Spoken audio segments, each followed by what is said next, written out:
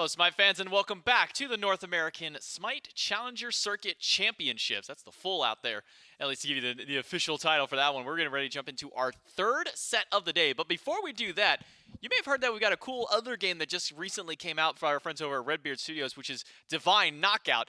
And they just released a new announcement over on their Twitter page, how they're going to be having a very special sneak preview at their next upcoming God release at 3 p.m. EST. So make sure that you go over to the DKO Game Twitch channel to check out Zeus. We don't even have to guess. They've already told us that it's going to be Zeus coming to Divine Knockout. So make sure that you follow over on our friends at DKO Game. Watch over there on an extra tab while you're watching these games. Check out all the cool information that's going to be regarding the new God release in that game. But as I said, we still got two more sets over here in the NASCC to go through for today. We got the Kaolin Wardens and the Anansi Weavers. It's JinguBang, and I've got Mifflin joining me on this to help me out. Always a pleasure to be here. And I don't know if we said it on broadcast yet. I wasn't here for the first set. J-Mac's birthday. Yeah. Make sure you wish him happy birthday. And this is not like a Jithin's birthday or a clumsy birthday. Like, my dude for real did another spin around the sun. Give him a happy birthday. Yeah, I even had to go to the tax office and get my tags on my car done. Georgia's messed up for that. What a great part. I will say this. Back in Texas, it was a 2-year thing on a new vehicle. You get a new car. You get 2 years before you have to go to do anything. And then it's just a 1-year cycle after that. We're there to lock to a birthday. But hey, happy birthday to me, I guess, on that. And we're going to watch some great Smite action along with it. Let's take a look, though, at the brackets, see what we still have in store for the rest of today and what you have missed so far and can expect for the remainder of our week. Athenian Sages able to take the 2-0 over Blubber Bottoms in match number 2 of the day. So the Sages on the upper end of the bracket, Blubber Bottoms down to the lower, and they'll be awaiting their matchups with Yomi Tanuki and Shibalba Storm coming up after. That's over for Group B. Now, jumping back into Group A, we already got to watch one of those matchups today. That was the Eldritch Hounds over against We Pull Up. I had to remember if it was We Pull Up or We Turn Up there for a moment, but We Pull Up unfortunately fell to the Eldritch Hounds, puts them down into the lower bracket for their side over there. So for Group A, it'll come down to Kaolin Wardens and Anansi Weavers to see who gets the grand honor of facing the undefeated North American champions of the Eldritch Hounds, and who will be end up to face up against We Pull Up in the lower bracket. And this is kind of an uphill battle for the Anansi Weavers. They haven't had the most successful phase so far, ended at the bottom, 0-5 throughout theirs.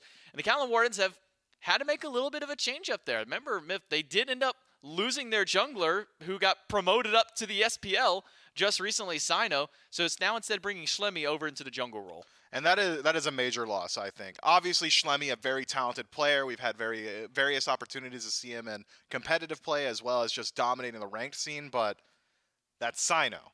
He's a world champion, MVP, and shot caller for this squad. So I think very big shoes to fill here, but certainly capable of it. But in situations like this, with as short notice as they've had, I would argue the Kaolin Wardens need to rally around the players that have been on this team the longest. Guys like moswal, who have been very dominant and have similar pedigrees to guys like Sino. RelentlessOne, who has been a very consistent player for this team throughout the entirety of this year. One of the more aggressive solos in the league. Geno and oGryph as well. So it is really time for them to step up and find their footing and make it as easy as possible for Schlemy to slot into this team. And I think probably for them, fortunate that they line up against the Anansi Weavers, who have been struggling a little bit more during that regular season. The Kaolin Wardens would like to ease themselves in. Not easy by any stretch of the imagination, but better than like lining up against the Hounds first. Yeah, the Hounds with the new roster probably isn't the most ideal position for a team like this. But the Kaolin Wardens, I think you also put it right, making sure to stand behind their leadership. moswal, who's been a part of the scene for a while, has had some world tenure as well. Even throwing RelentlessOne over to the solo lane and Geno, those two have just kind of gone hand in hand throughout the majority of these seasons. But lining up for the Anansi Weavers, it's also going to be a little bit tough for them because they've got some change-ups themselves. JinguBang stepping into the support role, and BIGSLIMTIMMYJIM moving over to solo lane now, replacing Mando Warrior in this set. So going to be down there solo, moving Slim over into the opposite side of the map, and then now throwing JinguBang into the support role, which is going to be a little bit different there. We've seen, BIGSLIMTIMMYJIM play the support. I think he also played into jungle during one of the last sets of the season as well, so showing that he's got some multi-role in him at the very least, and then bring JinguBang. One thing that is still at least staying consistent with his team, Flynn, is the jungler ChinFu, a very eclectic god pool, and we use that word for a few different players, but I think more ChinFu than probably anybody else, because there's not another player in the world who's running Sylvanus and Hercules as consistent as this guy is. Yeah, so when we talk about eclectic god pools, not to keep bringing up Sino, but he used to have one in the SCC as well with like the Scotty, the E-set. That's Sino like goofing around, you know, side questing in the post game in his stint in the SCC before he jumped back up to the SPL. With ChinFu, I can't get a read on this guy. He either thinks it's really, really good and consistent, or he thinks it's really, really funny consistently, because he is really just stepping up into these very strange picks. Things like the full damage Sylvanus jungle, which has been respect banned pretty consistently against this player, so clearly the rest of the SEC concerned about the work he can get done on that style of play. But when forced to play things more standard, he's capable of bringing out the Thor or the Mercury, and that's the version of ChinFu that I want to see. The guy on your screen right now, BSTJ, will be playing a different role, Soul Lane, but you might be surprised considering it's still a Hercules. That used to be Hercules support. It used to be Hercules support a whole lot. Wouldn't be too surprised if it's going to be Hercules solo. And with EU SEC showing us what Hercules solo has been building over there, maybe we get a sneak peek. Could be Golden Blade Hercules solo. Either way, I expect some very fun picks in this set. I expect it to be highly contentious as well. And I think one thing that maybe Billy over on, you know, kind of our pregame show, the waiting room, I think he kind of put it best, which was at the beginning of the phase, even kind of earlier on into phase number 2, the Sylvanus jungle, the Hercules, was weird. Nobody knew what to do about it. It was kind of just winning because it was a strange pick that no one knew how to handle. But it seems that a lot of teams have now been able to dial into it. Like you said, they're either respect banning it or they're just letting it through because they've found answers to it. So maybe we'll see if the Anansi Weavers can find some new picks for themselves with their new roster to see if they can find themselves a win for game number 1. But before we can get into game, we got to do the picks and bans. It'll be the Kaolin Wardens up in that first pick slot. And I think still relying on some of the tenure of this Wardens team, making sure that moswal finds something comfortable, because moswal's also one to not really play the standard meta of mages, you know, when things like Thoth and Agni were meta. He was slamming Hell and Opwash and Zeus and things like that, so kind of also still want to go against the grain. Yeah, Hell, Opwash, Zeus. I would add Vulcan to that list as well, one that he's been going towards pretty consistently, and one that I'm sure the Wardens would love to see from him too, considering Vulcan in a very good spot right now. But there are a variety of mages, I think, that have made their way back into the meta. We're not exactly in the, hey, you either play the Morrigan or Vulcan or an Assassin train anymore. It is really opened up a bit with some of those Sands of Time changes, getting a little bit more damage on wave, making some of these less proactive, less high-pressure mid laners a bit more viable in the early. First few bans that go through: Cernunnos, Jormungandr, maybe kind of the biggest question mark out of all those ones, and then Ymir for the Kaolin Wardens. Opposite side for the Weavers, it's Yamoja and Daji, sticking a little bit more towards the standard, towards the meta for those ones, and add an Ishtar there, which is kind of surprising. I'll be honest with you, we have seen so much Ishtar make it through at this point. For how much of a top pick hunter this is, we have been seeing so much Ishtar kind of make it to the number 1 spot, make it to those top 2 or 3 picks out there. It's almost surprising to see it now banned away. Yeah, but with it banned and Cern taken off the table as well, feels like Cupid should be going up in that priority order a little bit. Seems he's always been that next up on the ADC list, except for the while he was just that top pick potential. If I'm the Anansi Weavers in a position like this, double pick, Bellona first on the other side, I'm probably looking at Cupid. Maybe you want to get your mid laner on something comfortable as well. Thor seems to be very viable as of recent, but instead, Cabrakan as the selection. A little bit of Guardian presence and a Hunter locked in, but not one that's really contested all that often. Ram. I think Ram is a bit slept on. I really do like his itemization, especially if he's allowed to go towards the yellow numbers build. That's Ram at his best. If you can get a silver branch in there, stack up some power, all of a sudden that ultimate is a massive team fight tool. Initiate by doing 9 to 1,000 damage to any of these backliners, and all of a sudden you don't have to worry about it nearly as much. It's a 5 versus 4, or secure some of these kills with this pick as well. But getting it this early in your draft, I'm not so certain was necessary. Ram isn't typically kind of the go-to hunter right now. I think you put it best where Cupid's kind of the number 3. And I would say this Charybdis is kind of number 4 now on that list. We saw it a lot with the EU. It's happened. SCC, that was kind of one of those picks to kind of go up there. It coupled along with the Athena. And I'm also wondering if maybe if this Ram is 100% slotted to the duo. I know with the Warriors in the SPL, we would see this Ram kind of bounce between Vote and Dardes. Don't know if we'll see that bounce between Sops and Diesel over on this side, but the Sylvanus lock-in, very likely going over to ChinFu in the jungle, and yes, you heard that right, Jungle Sylvanus. I also wouldn't be entirely surprised if this Cabrakan ends up going to Big Slim over in the solo lane instead of in the support role. Well, you've got me guessing all my picks now, right? I mean, there's just flex potential top to bottom. I would argue Rom mid probably shouldn't be something we're seeing. It's not exactly the highest pressure, and Hunters in mid generally are selected for pressure and their ability to move in towards the enemy red buff or control the neutral farm. Rom, maybe with some help from the jungler, could do some of that, but assuming it is Sylvanus in the jungle, I mean, the pressure is lacking throughout the early. You can go mannequins, bring that fight levels 1 through 3, but it's not the same power curve as like a mannequin's Osiris who's grabbing katanas and really speeding up his pace. Sylvanus is really strong for the first 3 levels, then he falls off until he's got enough damage to one-shot you. That's generally how he pans out. Imagine Sylvanus slightly stronger than an Ao Kuang at levels 1 through 3, but levels 3 through 15, essentially just an Ao Kuang in the jungle, which means the answer should be jump on the Sylvanus, get on his speed buff, fight him at the back camps, catch him at neutral farm. Do not allow him to free farm, because eventually he will one-shot you, but it's way down the line, and every time you kill him, you push it further and further down the line. Nike and Merlin, the bottom 2 for the Wardens. So I'm going to take a guess and say Nike jungle, considering the Bellona and the Athena have already been locked in for the Wardens. Gilgamesh. On the other side, Kukulkan now locked in for the mid lane of the Weavers. And with this Gilgamesh, I'm honestly confused, because I have seen Gilgamesh support as a thing for NASCC, and pretty much NASCC That's Oceans. exclusive. I think it was Oceans and Blugan who were running those ones more than anything. But with the buff that we saw to his 1, it kind of makes him feel a little bit more in the towards the solo lane. Yeah, I'm not so certain either. This Weavers draft is really getting me guessing. If I had to predict, I mean, it's got to be Sylvanus jungle just by nature of ChinFu. Otherwise, who knows?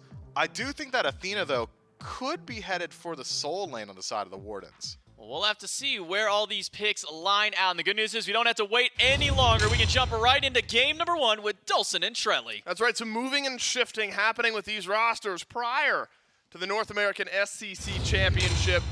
And of course, some craziness in the compositions as well. It is not ChinFu on Sylvanus jungle. As honestly, I would have agreed. I would have figured it would be Trelly. Yep. But instead it'll be BIGSLIMTIMMYJIM on the Sylvanus solo. Still with the mannequins. Where is he? I see some trees. It blends right in. Yeah. If you squint really hard, you can just make out the Sylvanus. And it will be over in the solo lane up against RelentlessOne on the Bellona. So an interesting solo lane matchup to start off. The Wardens v. Weavers. And an important match for these two teams on their opening weekend. Yeah, certainly is. I'm excited to see exactly how both of these teams do perform, considering the fact that Schlemy on the Nike jungle is also on the field. That's not Sino. Yep, not Sino. That man Schlemy. Schlemy. It's not Sino. No, I can tell. I am. How do you know? I'm able to read that name. Gotcha, you can read. Yeah. So we've established that. That much we know. That is a big change, though. Sino Me being was able to read? Yeah, right. That's like a new thing that's happened over the last week or so. But Sino leaving this team. Right. Remember, Sino was a big theory crafter for this squad. Played some weird stuff out of the jungle. A aggressive leader for this Wardens team. How they synergize with Schlemy on such a short notice, short turnaround. Gonna be important. We'll start off with a 2v2 over in solo. Schlemy's gonna have to leave. So no first blood, but keep your eyes on this Nike where she rotates early in the game. Yeah, certainly so. The Mannequin Scepter Nike, such an interesting style of build as well. Usually, when a Mannequin Scepter is built, I imagine it on more of an auto-attack style jungler, but I'm guessing the idea here, as we see a little bit of aggression towards the Indra Scepter, is that Schlemy doesn't have any good clear as is. Ren takes a bit to start clearing, so might as well get some extra auto-attack damage, help with some pressure, and help with some early boxing. And then you can get a Hidden Blade late game if you really would like to help with that burst damage that Nike is lacking once you're level 20, that sort of thing. But considering the fact that there's a Sylvanus in the solo lane, there's a Nike on the other side, it's just so much interesting picks. I imagine we could get active right about now, like pre-level 5. I'm not surprised that we're seeing some sparks fly. That's what we're used to seeing in the North American SEC. Not only aggression, but some strange compositions. Now, you know, you might think Kukulkan out of mid would be strange. My brain almost had me saying that, and I suppose it is as far as standard meta. But definitely still within the realm of possibility of what we've seen a few teams, especially the SPL level plays, something that the Camelot Kings will go to every once in a while. The big knockdown burst ultimates. Obviously Trelly for objective secure later on, but the question ends up being, is there setup around the Kukulkan? Can Sops find these ults a bit more consistently thanks to his teammates? And I do think he's got some good options built around it. Yeah, certainly can. It's all about, I think if BIGSLIMTIMMYJIM Oh yeah. makes the rotation Good old out. BSTJ. Yeah, a big knock up into the tornado, maybe a Spear of the Nine Winds flying through as well. Not to mention, if JinguBang makes that rotation, and you got the Cabrakan walls, which is just a fantastic setup for that ultimate as well. A lot of burst damage that could come through. And a beautiful pull underneath that tower. That's starting to build the rhythm, you know? Once you get one on point, you start hitting every pull, and then late on in the game, RelentlessOne beats him before the pull even flies out. He just knows it's coming. Oh, Sops rotates behind Geno. Should have enough mana for the Spirit of the Nine Winds. Sends it through, hits Geno. And that's a first blood for the Anansi Weavers. And that's a slow burn, a simple first blood. And you already saw a bit of that lockdown. Fantastic start for the Weavers. Massive gold swing, 276 on the dot. But anything you can do to get that Book of Thoth online, head back to base, feeling a bit more comfortable, gonna be a good start. Certainly is. moswal tried to get aggressive there, trying to find a solo kill, but not enough damage from this Merlin just yet. I mean, playing through Sops certainly could be the idea here from the Weavers. Oh no, it's getting not again. chased I've already through the had jungle. one this morning. Yeah, we did see the speed buff claim a life, and the back camps could just as easy try and get some now.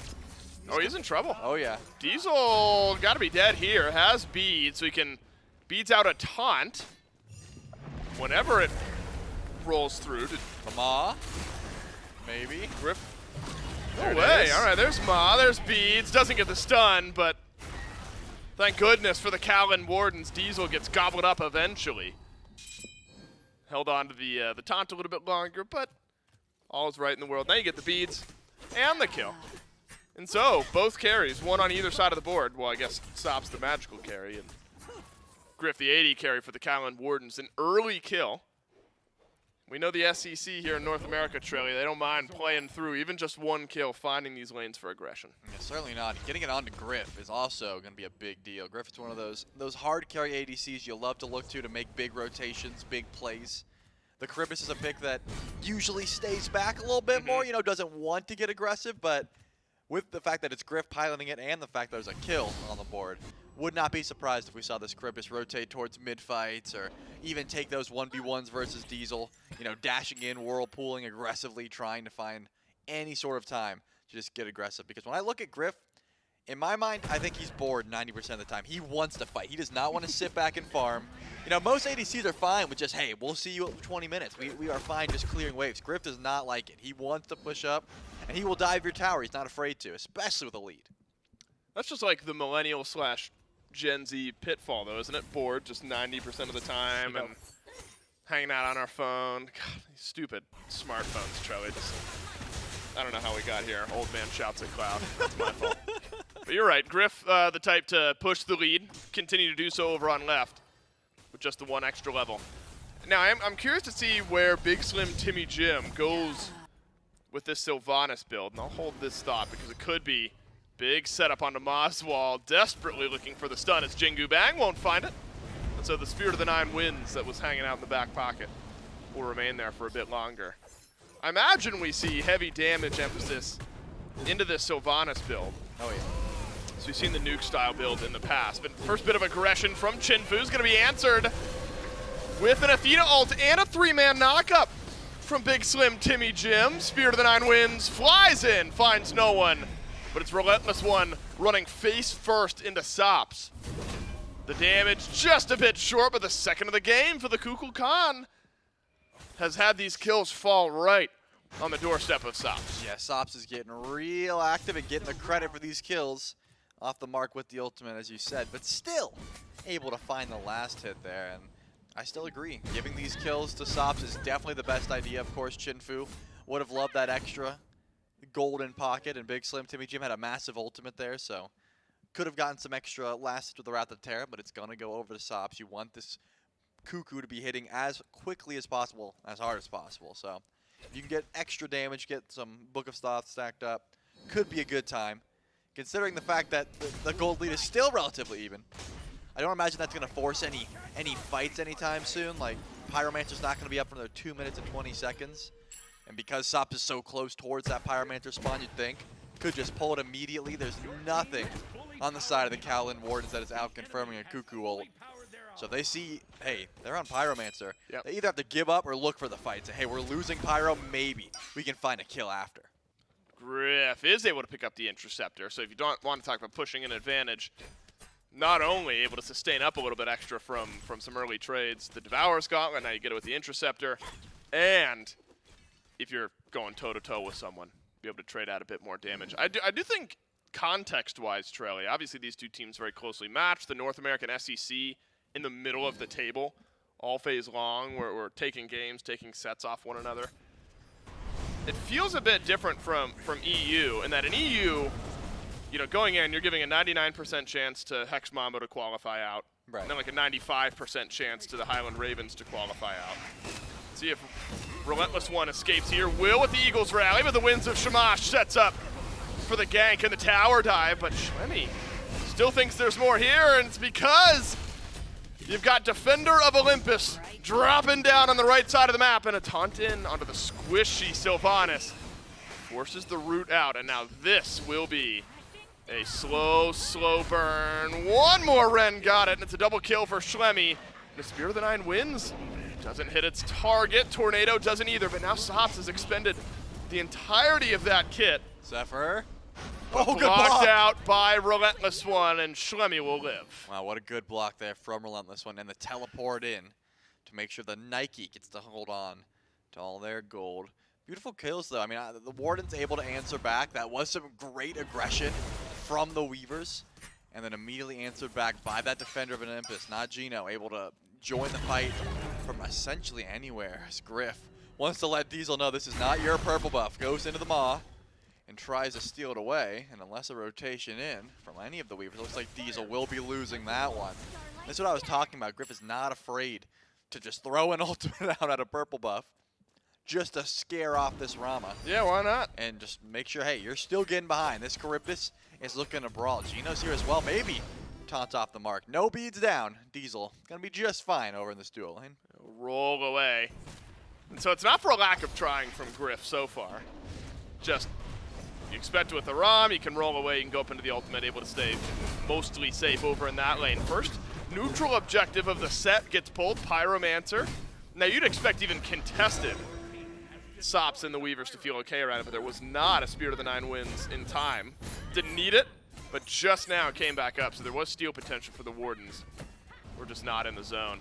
What I was talking about, Trelly, earlier on over in the solo lane, feels like in NA, you're heavily favoring the Hounds to qualify to group stages, but it really feels like more than we had in EU. That second spot is up for grabs, that whoever's coming out of this weekend, it feels like the Wardens, the Weavers, Storm, Sages, you know, all the kind of middle of the pack North American teams feel like they've got a shot. And so I think setting yourself up, especially in your group, just on the right side of the bracket, hyper important even here on day one. Yeah, certainly is. And I think keeping those hopes alive are all these teams, right? No one feeling that unconfident. BIGSLIMTIMMYJIM gonna get the Wrath of Terra and the Wisps at no pull. Means RelentlessOne will be fine for the time being. Another brawl over in mid lane, though. Possibly looking to find a kill onto moswal. Spear of the Nines wins, would have to connect. Where's the setup? There it is. Oh my goodness, but moswal uses both of the actives perfectly, and this Merlin lived much longer than the Weaver signed up for, but ends up dropping, and Sops again has all of these kills being delivered by the initiators on his team. That'll be the third of the game. Picks up Polynomicon, the second item, so adds a little bit of burst damage once those abilities are down. Now 3 in a row. And so this Kukulkan has been plenty hard to lock down. I do like what Doug's hovering for us there, Troy. Looks like continuing on the full burst damage trend here is BIGSLIMTIMMYJIM, and expect later on into the game to see these knockups and the pulls and the autos to really deal some extra damage.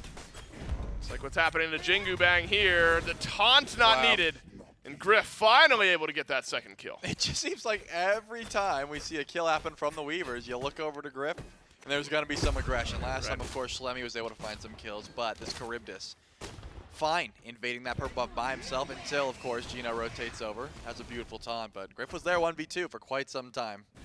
Just saying, hey, yeah, this purple buff still belongs to me. I am not letting Diesel have free farm. Decided to let it go in that case because something more attractive showed up. JinguBang with a free kill. That's some extra gold in pocket of the Charybdis. But either way, playing through this duo lane definitely seems like the Warden's MO here. Right. You got a fed Charybdis, and more specifically, you got a Rama that does not have as much damage online. The Executioner's all well and good, but that crit and that Shadow Steel Shuriken is what's really making the difference here in these boxing matches. That extra crit and damage makes this Charybdis extremely scary in the early. And you were highlighting the relics being down from moswal. That means this Merlin is going to have to stay pretty far back because Sops has a nuke loaded up ready. I mean, that ultimate does so much damage, especially with the 3 books that Sops is going to be building into. This man's a reader, and he wants to do big damage. Doing a lot of reading, doing a lot of damage so far here in this game. moswal for the next 45 seconds. Got to be a little extra careful.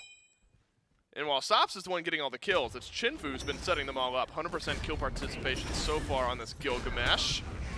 Ult from BIGSLIMTIMMYJIM, not enough to secure the blue buff invade, but now also puts you in a really bad spot. Sustain up a bit, Geno ends up getting the kill, and it's actually a teleport out from RelentlessOne, and it's because the Anansi Weavers have pulled the Gold Fury and confirmed it.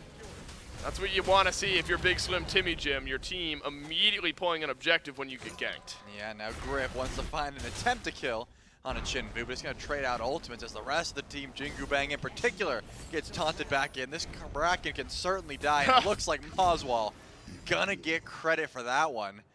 Once again, just trying to even up that gold lead, all the while Schlemy was on the right side of the map just pushing waves and getting that tower. So we saw the aggression from the Weavers, using that ultimate to confirm that objective. But the Wardens with the cleanup are going to make out with a little bit of extra gold in pocket. They are ahead at the end of that skirmish. I mean, when you expect, well, no, what was I going to say? When you don't maybe you do expect close matchups between these two teams. When the two teams were as closely matched as they were all throughout Phase 3, you do expect games like this. My goodness, that's what I was trying to say the first time. But for whatever reason, couldn't. But the Kaolin Wardens able to keep pace with the Anansi Weavers through this point in the game and actually outpacing them a bit over the last couple of minutes. And have slowed down some of what advantages the Anansi Weavers had found. 3-0 to start off now for Sops. Hasn't died off just yet, but a nice little comeback kill there from moswal after the game had started to slow down a bit. Biggest XP difference right now, Trelly, is Geno over JinguBang. It was 3 levels just a second ago, but this Athena feels like it's been everywhere and has been in all 6 of the kills. And so Geno been on point, not only with the ults out, but taunts in and little bits of extra damage have found their way through. Hard to deal with. You're burning beads pretty consistently, and has been a great spearhead for this Wardens team. Yeah, certainly has been. I think the Athena's a pick that's been really rising through the ranks, especially in the NASCC. So playing against it can be difficult. I mean, you always think, like, for example, BIGSLIMTIMMYJIM going for a blue buff, thinks he's just fine 1v2, but then Defender of Olympus comes through now. Right. There's an extra member that you have to worry about. With the beads, you don't have that much safety. And Taunt is such an easy tool to get those relics down. I've been looking towards Geno consistently to start these fights, and it's hard to walk up, because right now, BIGSLIMTIMMYJIM or ChinFu could get taunted in. Some big damage fall from moswal. It is a taunt onto BIGSLIMTIMMYJIM, who gets the Wrath of Terra off, but just barely before he dies. Now it's ChinFu, and a nice wall from JinguBang and a double stun. Slows down the rest of this fight. Sops has already let the ultimate go, but it's the Kaolin Wardens. Actually aggroed on the Fire Giant. A little extra damage has forced them back. Geno with another taunt and another set of beads down. Yet again, this Athena leading the charge. Is there enough health, though, to go back to Pyro? Wardens do not think so, and will just have to settle for the 3rd kill of the game onto the Sylvanus. Yeah, looks like they're just going to go for the reset there. Although the Pyromancer did look kind of free, and actually, RelentlessOne has started up by himself. Bellona with Shoguns and Berserker Shield should be able to solo out that Pyromancer, but it's going to take a bit. Just a very slow burn with that Scourge. And finally, Schlemy comes to help. I was going to say, it's going to take a bit. And it looks like Primal Fury, since that's going to be spawning back in, this isn't going to be a big indicator for the Weavers. They're going to hear it go down and think, okay, can we get anything? Probably not. No one's that aggressive, and we have pretty good ward coverage. So the Warden's certainly pulling ahead in this game, about 2k gold. But as I said, that Primal Fury, definitely the next target of aggression. You've got this Spear of the Nine Winds, this easy confirm from Sops, who has been playing lights out on the Cuckoo. Already has a Book of the Dead as well, so even more difficult to kill this character. What's the only book missing? Soul Reaver? Yeah, Soul Reaver's coming next. We're going full book build. Full book build. My goodness. It's going to be a lot of damage, too. I mean, there's a lot of survivability there with the Book of the Dead, but Cuckoo loves to read because all those items have big mana on them, and that just meshes so well with the passive. Of just more mana, more damage. So the question ends up being then, Trelly, can the Wardens find a way to do what they haven't done yet? And it's jump on top of this Kukulkan, get a kill, get it off the map. Problem is maybe if you're Sops, you're thinking, if I can get a Spear of the Nine Winds off, drop my Tornado, get a Zephyr, a Poly proc, you know, one rotation of my abilities, maybe all I need. Diesel used the Aegis, didn't have beads, didn't need it this time, luckily, but Griff plus Geno equals pressure on the map, and that's been the equation all game long. Doesn't change here. Diesel will have to roll on back to base. So 13 or so seconds left. Where's Geno headed? Over to mid. Grab the free assist. Ooh. Nice double Spear of the Nine Winds. Didn't execute any kills, but it's another one for the Kaolin Wardens, and it's right on time, Trelly. Right as this Fury respawns. Now 0-4 on the Sylvanus solo. And that's the issue with the book build. There's no percent pen on this build so far, which means those two tanky targets don't even look like they got hit by a Spear of the Nine Winds as this Primal Fury starts up. Your best steal attempt is off the map, unless Diesel decided to go for some snipes, and he decided not to. So the Wardens are going to continue pushing this lead towards the right side of the map. I need Griff finish one more item, then rotate out. This Charybdis does not need to be in duo lane any longer. Build is online. It is fire giant burning time. We have arrived in 20 minutes. Usually, though, these ADCs like to get that starter item upgraded first. The kin size has been built up, and RelentlessOne surrounded by two. Hold on to that Eagles rally. Doesn't look like any relics are going to be coming through from RelentlessOne either. They're not available as the Sunder and the Teleporter down. What's the theory here? So are you just heavily rolling the dice that you have one of the games where you're insta-giving everyone with your ult, but then you also run this risk? Is it just that volatile of a pick? I think if Sylvanus is not blink initiating, there is no value to the pick. Fair enough. In full damage sense. Right. So if anyone can get the BIGSLIMTIMMYJIM before the fight starts, there's no reason to have a full damage Sylvanus on your team. However, if BIGSLIMTIMMYJIM is getting massive blink ults, then yeah, you're forcing out relics. It can be extremely dynamic. So I think that's why the Wardens have been looking out for putting pressure towards the right side of the map. There's an 0-4 Vanus there, and they want to make sure that Vanus stays 0-4. Maybe make him 0-5 if they could. Just trying to, you know, force relics, that sort of thing. But it looks like Diesel, actually the one who's rotated out, and it's Griff who stayed over in duo lane. Maybe a kill on the Geno here. Geno just needs to back away. It's going to be maybe even a left side Phoenix siege. Can the Wardens even grab a kill? No, a Spear to the Nine Winds, send Schlemy off to the side. Snipes will be out. Sunder connects, but no pullback in onto this Nike. And a Defender of Olympus is there. The left side Phoenix is going to drop, and a kill for the Kaolin Wardens. One pulled back by BIGSLIMTIMMYJIM.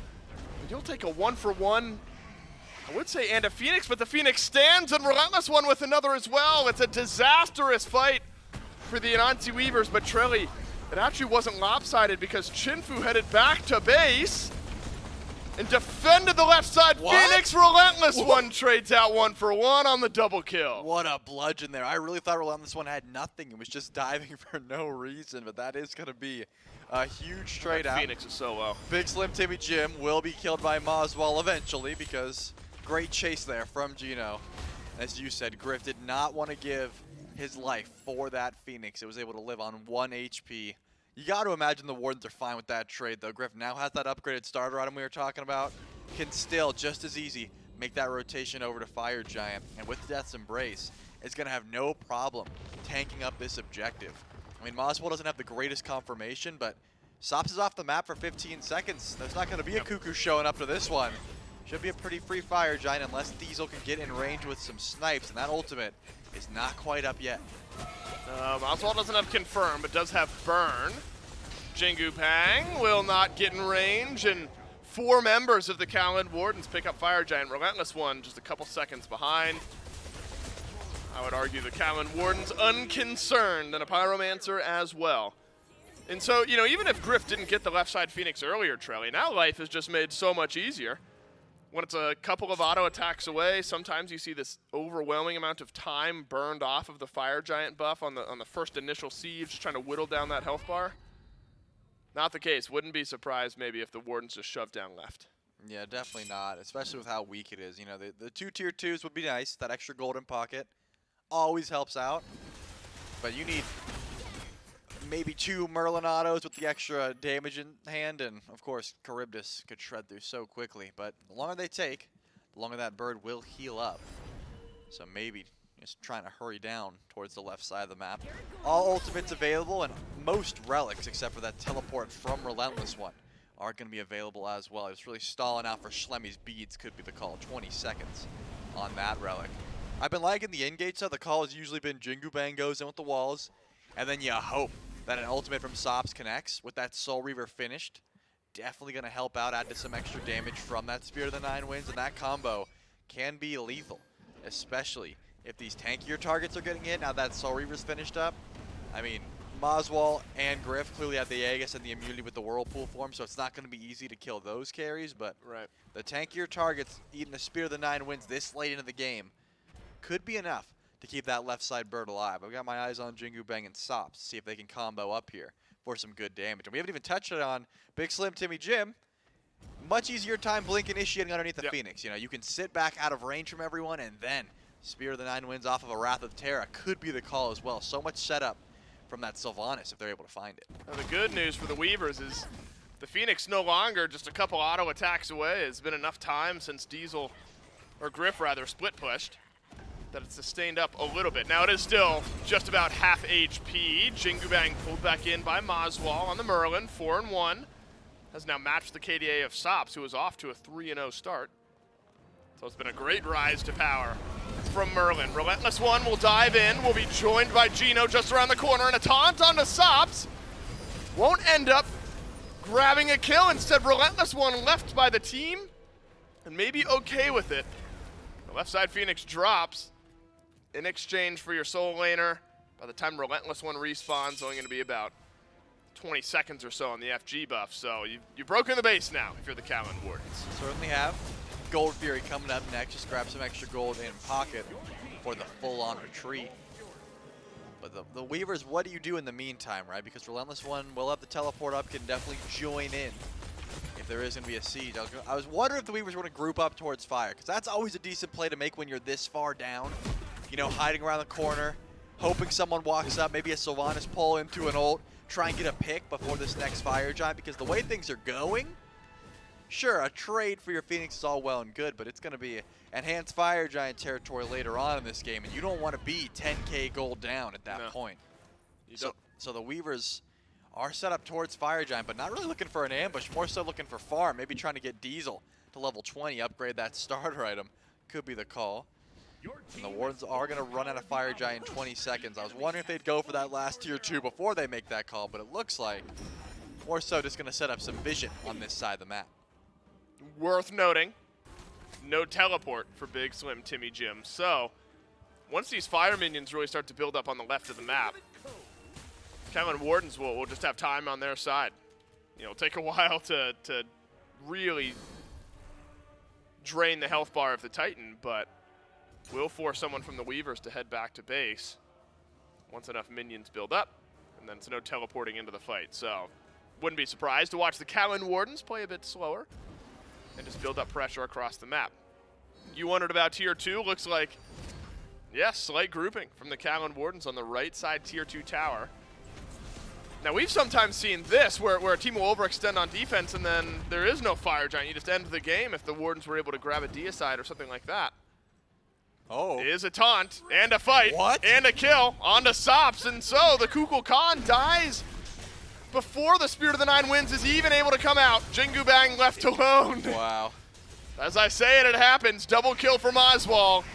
It should be a drop, and a taunt, and a triple for the Merlin. The Kaolin Wardens, they'll walk into the base of the Anansi Weavers. They don't have minions, though. They will get a right side Phoenix, and a Trebuchet will join shortly, and maybe tanky enough to just end the game. The Wardens have flipped the switch, and seemingly out of nowhere in game one, take the lead and take the Titan against the Anansi Weavers. And that was just good play from Geno. Recognized, hey, there's a Cuckoo that does not have beads, and I've got a dash taunt so that we can find that kill.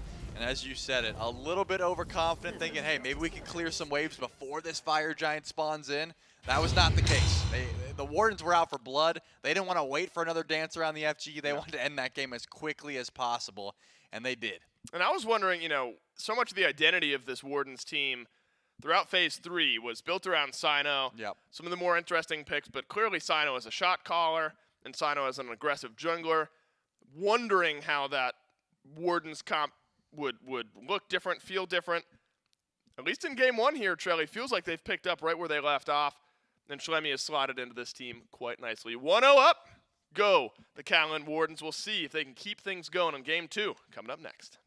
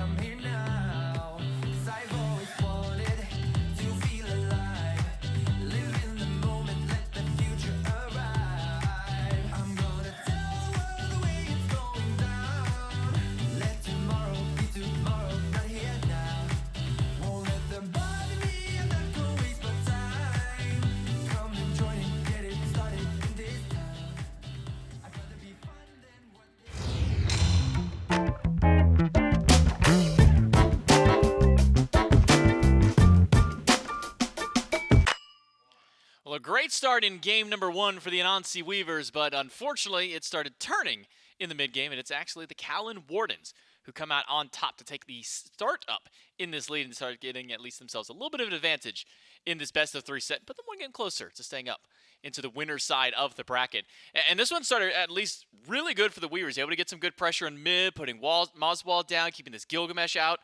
But unfortunately, once we started getting to these mid-game team fights, when we started getting to the late game, it really felt like this full damage Sylvanus solo wasn't really cutting out so much. The Kukulkan was getting picked off during there. The Gilgamesh wasn't really able to get much going there.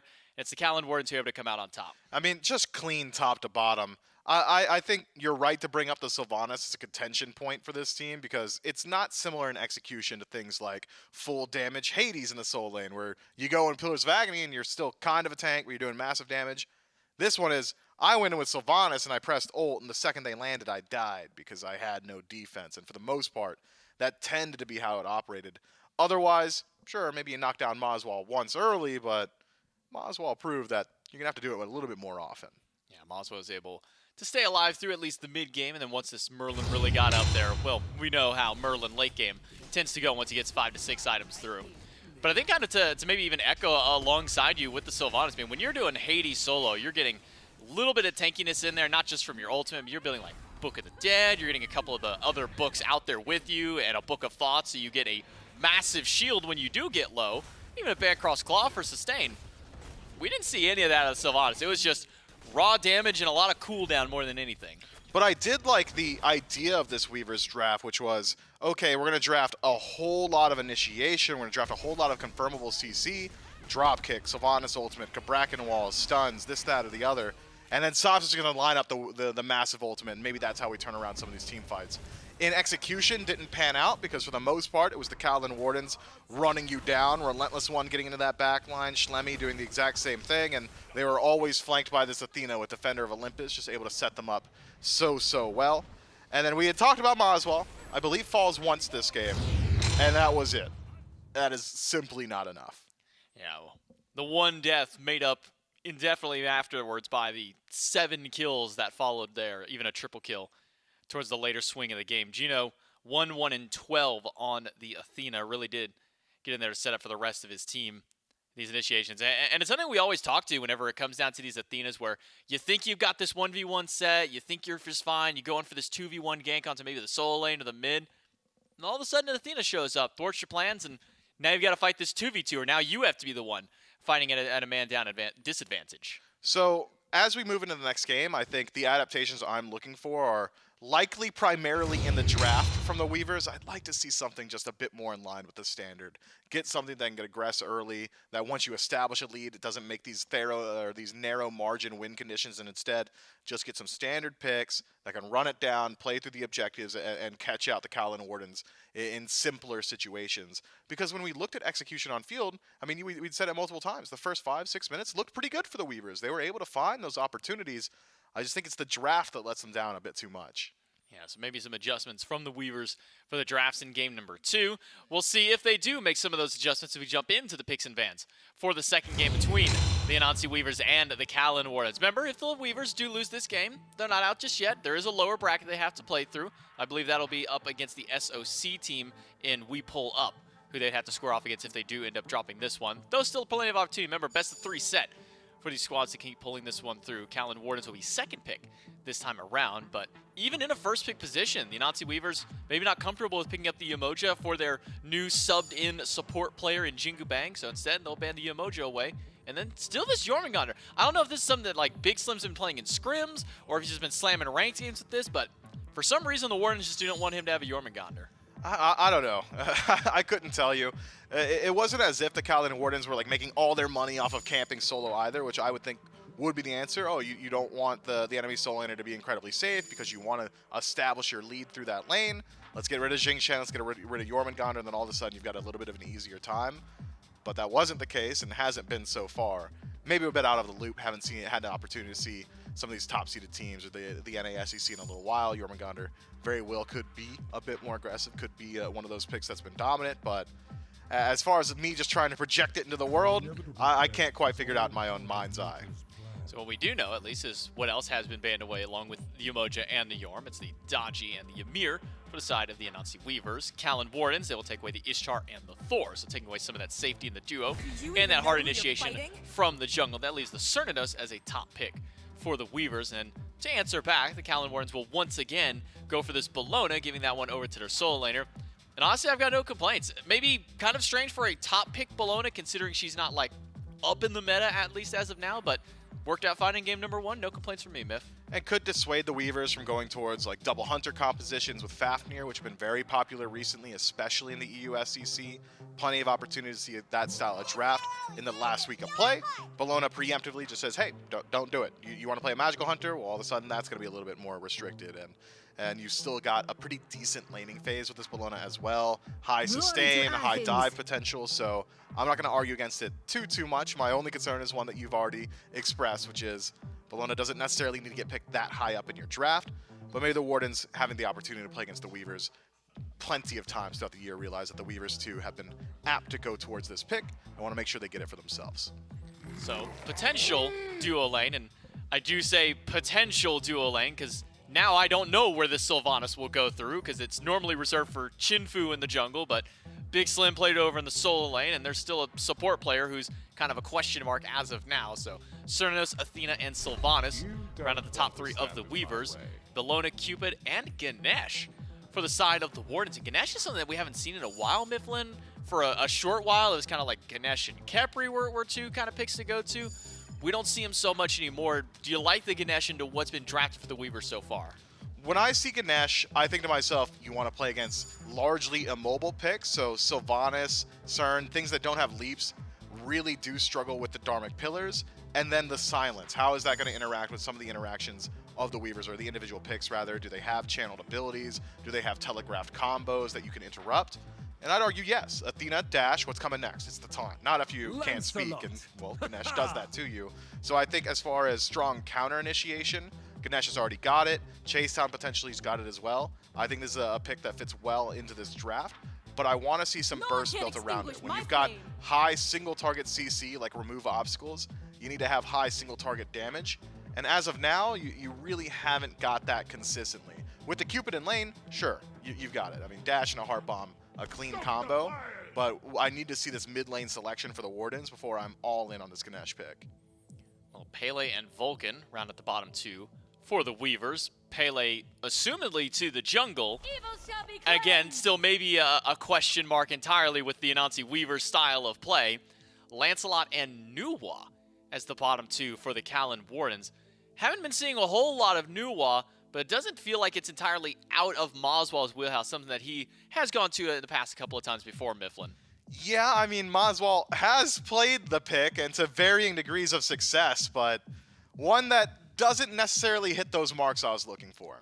And we'll see if maybe the Kaolin Wardens can find that burst in the game to find themselves a 2-0, or are the Weavers taking us to 3? Let's jump into game 2 with Dave and Trelly. That's right, the Weavers trying to be sneaky here, running back similar parts of their game 1 composition. And I cannot believe it was like an 0-5 or an 0-6 Sylvanus at one point in that game. It was 0-4. That became 1-4. It was 1-6 at the end, I believe. And we're running it back? Are you bought in? Well, now that there's a Vulcan ult, you know, that could be a little bit better than the Kukulkan. You know, the Kukulkan ult can be very skinny, whereas the Vulcan ult has, like, you know, that it can encompass the whole entirety of Wrath of Terra. So easier setup, easier follow-up there for sops, as well as some great early pressure from ChinFu on the Pele, which can help facilitate BIGSLIMTIMMYJIM on the Sylvanus. So you need some facilitation. If you're asking me right now, like, do I go all in on the Sylvanus? The answer would be no. But does it look better this game than it did before? My answer would be yes. Fair enough. And you know what? If you're the Weavers, that's maybe all you need. Moving into game 2. A little better than an 0-4 start. Yep. Always going to be a good thing. I remember a lot of that was some solo lane pressure from Schlemy, and there were some weird kind of turnaround, tower divey type things happening. So some mistakes that can be cleaned up by the Weavers that maybe help that game look a little bit better. Like the pivot here for ChinFu. I think the Pele should bring some heat. And this is like an SPL style jungle matchup. Lancelot versus Pele, Trelly. I think it's a jungle combo we've seen plenty of times. Two junglers that want to get active early. ChinFu, no exception, blinks forward, has some damage for moswal, but just not enough. And that's what you want on the Nuwa. Catch her out early, force the beads, no mobility. Would have been great for the Weavers, but at least able to grab the beads. I mean, that's all. ChinFu missing a little bit of the back end of the pyro last, and I think maybe a good path for moswal to take to make sure to live there, because when ChinFu blinks in on a Nuwa that early on, I mean, you have enough damage with both shots of that Pyrolast to find the kill, but you're pretty happy just grabbing the beads in that regard. So now moswal's going to have to play a little bit safer. Notably, though, Schlemy still does have a little bit of a What are you laughing at? You laughed first. What do you mean? I didn't laugh. I'm sure your mic picked up that little snicker. Just a little bit. Yeah, just a little bit. Because it really, I'll hold this thought, because Geno is in some trouble here, and he does not have beads, but does have a dash. Taunt forward from JinguBang. The scepter might get it done. My goodness. Is Geno going to get out? Is he? He's healing more than the scepter is. Oh, oGryph! He did it! He body blocked just enough, and Geno lives.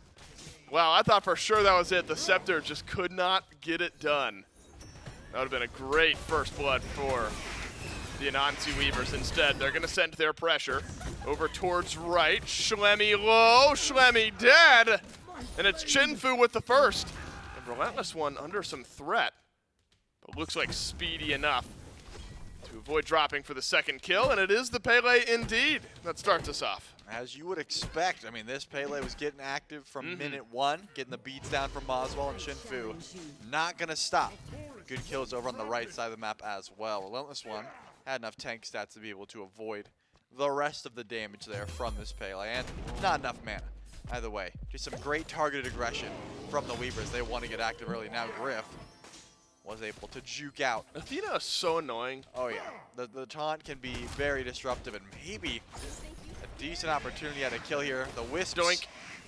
did land, but they don't take enough damage. 76 HP. RelentlessOne will live. Now we've seen Watch out for those archers, man. a couple of the Wardens live with double-digit HP. Happened with Geno just a moment ago. Now RelentlessOne. You are denying a bit of farm, a bit of lane presence, but looks like the teleport will get RelentlessOne back into lane just fine for now. Already a better start for BIGSLIMTIMMYJIM here. You know, it had received some pressure early in the game in game one. Now with the assist, able to stabilize in lane just a little bit further. We really haven't zoomed in much, Trelly, on the mid lane Nuwa just yet. I don't know why I say mid lane like it would go anywhere else. I guess we have seen it. It's not in dual lane once in the SPL, Yeah, didn't pretty we? sure For some reason. Cat played some. Okay, all right. I don't know how much some credit we're Nuwa. giving that.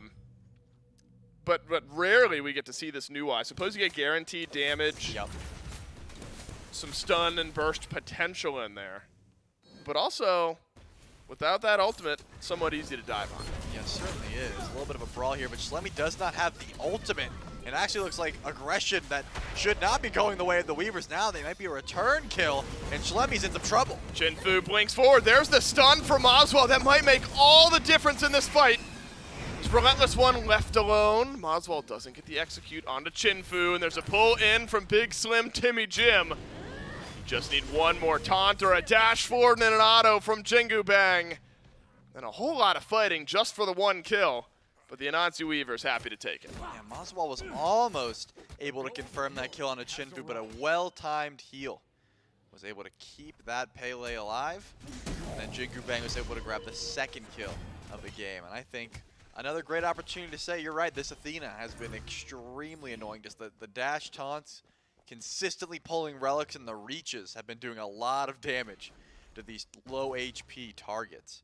But I'm a big fan of the Nuwa personally. I think if you know you're in a matchup where the jungler is not going to get Aegis late game, ChinFu is just going to be in for a rough time. I mean, every time that moswal goes up for the fire shards, it's going to take about half of this jungler's HP, and I'm talking late game if you can make it to that point. So it's a little annoying for the Pele, but more specifically, Pele's got a good matchup into the Nuwa early, right? If you're not saving your minion explosion for self-heal, these melee attackers really can close gap and make a Nuwa's life miserable. So you're either forced into building a little bit more HP or holding on to those clay soldiers for your own self-peel, trying to get away from these dive, from the volcanic lightning, from the extra damage, from this jungler.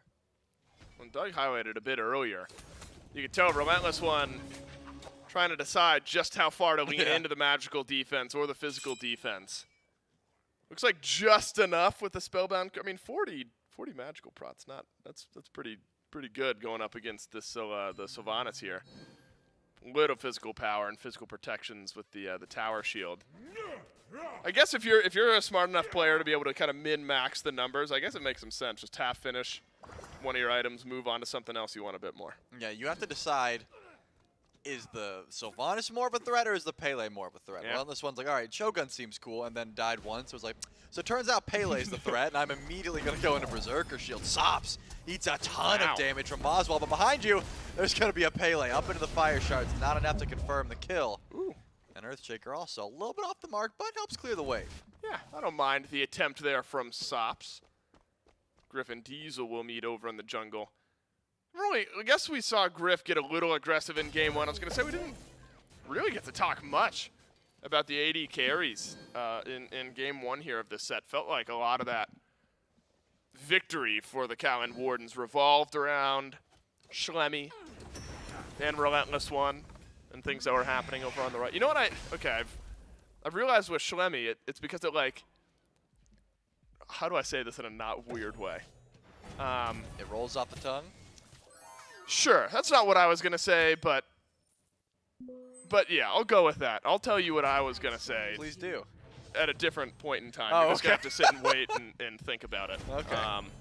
It is a fun name to say, though. Yeah, I'll I stick think with that. It keeps catching me. It trips me up every once in a while. Yeah, because you don't think about it. You see Lancelot, you read the name, then you have to. It's impossible to say without a little extra emphasis on the Schlem. right. You know what I mean? Yeah. You can't just say moswal, Geno. You have to say you have to, like, really emphasize the first part. And I think that's what keeps tripping me up. Yeah, it's not a with a name little you can laughter. say with no brain power whatsoever. You do have to think about it a bit before Right. you actually. Little extra emphasis on the front of it. Well, unfortunately for Schlemy, it's been a bad start to game number 2. Has fallen just a bit behind and dropped earlier on for a kill. So the right side of the map didn't go wonderfully for the Weavers in game 1. Is going pretty good for them so far here in this game. A couple assists for BIGSLIMTIMMYJIM, and ChinFu's able to get aggressive on this Pele. And it looks like that's maybe where a bit more of the fighting could happen. A Dharmic Pillar's used. Knock up, Earthshaker. Defender of Olympus, all of it's here, and Schlemy drops. It's ChinFu on the pickup, and moswal from the heavens gives a double to the Pele. And suddenly we're rolling out of nowhere. The Anansi Weavers taking the fight to the Wardens. Again, it's a scrap on right. But there's just too much global pressure between the Athena and the Earthshaker, and it's all working out for the Weavers. Yeah, and I love the aggression as well from the Wardens. There's a good Dharmic Pillars catching out BIGSLIMTIMMYJIM and Sops, but the combo was there. And now, Geno, forced into the beats, will be just fine, but it looks like the blue buff is what they're after, and it's what they will claim. Unfortunately for RelentlessOne, not going to be able to hold on to that one. And BSTJ will be able to zoom out. But just great combo. I mean, this is what I was talking about. Wrath of Terra into the Earthshaker. It's just massive damage if you can hit it consistently. And then the Volcanic Lightning, ChinFu, was able to chase down that kill onto Schlemy. 3-0 for this Pele, as well as, you know, 1 kill going to JinguBang.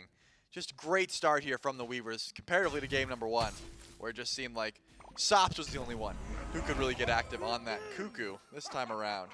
All going to the jungler. ChinFu is popping off on the Pele. Indeed, and we've already had plenty of games today where the junglers have made the difference. Oath goes crazy in our set to begin the day. Now here, ChinFu's having a fantastic game too. Schlemy looked great in game number 1. The question is, though, do we keep the pace that we know the North American SEC teams can and do like to play with? You'd love that if your Pele can just keep running it down and staying involved. You got a couple great early objectives to go for between the Pyro and the Gold Fury as well. But on that same, I guess the different side of the same coin is when you have to be careful You do have a lead, but not a big enough lead, Trelly, that if you get hyper-aggressive in the wrong types of ways, you won't be giving an advantage back to the Kaolin Wardens. So it's got to be calculated aggression here around these objectives. Yeah, and I think at this point, you don't have any great initiation either because this Lancelot really not tanky enough. Whereas, you know, easy kills on the moswal could be coming through. Great taunt in and the other shaker from sops. Not enough to get the kill. And more specifically, just the beads down from moswal, which means this new has to position a bit safer. But point is, it's not easy for the Wardens to form some form of comeback. They don't have that Athena taunt. They have Dharmic Pillars, and hopefully Schlemy can find some sort of gap close on this Lancelot. There's no blinks just yet. A possible grab on a Diesel is off the mark, so no relic will be used. But now JinguBang might be able to dash taunt in, look for Geno, see how much damage they can do to this Ganesh. Geno with the double silence forces the Anansi Weavers back. That's something to look forward to as well. Come team fight time, the Dharmic Pillars to corral up the Weavers. Big silence can really slow down team fights. But got to get there. And it looks like second item, damage item for Geno here. We usually, you know, I'm not unused to seeing that. Maybe a bit later on. Wild Hunt drops, but Griff will use the beads. Looks like dashes away in just enough time. So there's still a Fields of Love for Griff. Diesel with an aggressive ultimate. Comes up just short, but pressure building up now. And a purple buff invade for the Weavers. As Geno and Griff hanging close by. Purple buff secured by the Kaolin Wardens. JinguBang actually in a really awkward spot, just standing right on top of the Dharmic Pillars. And just a couple more autos.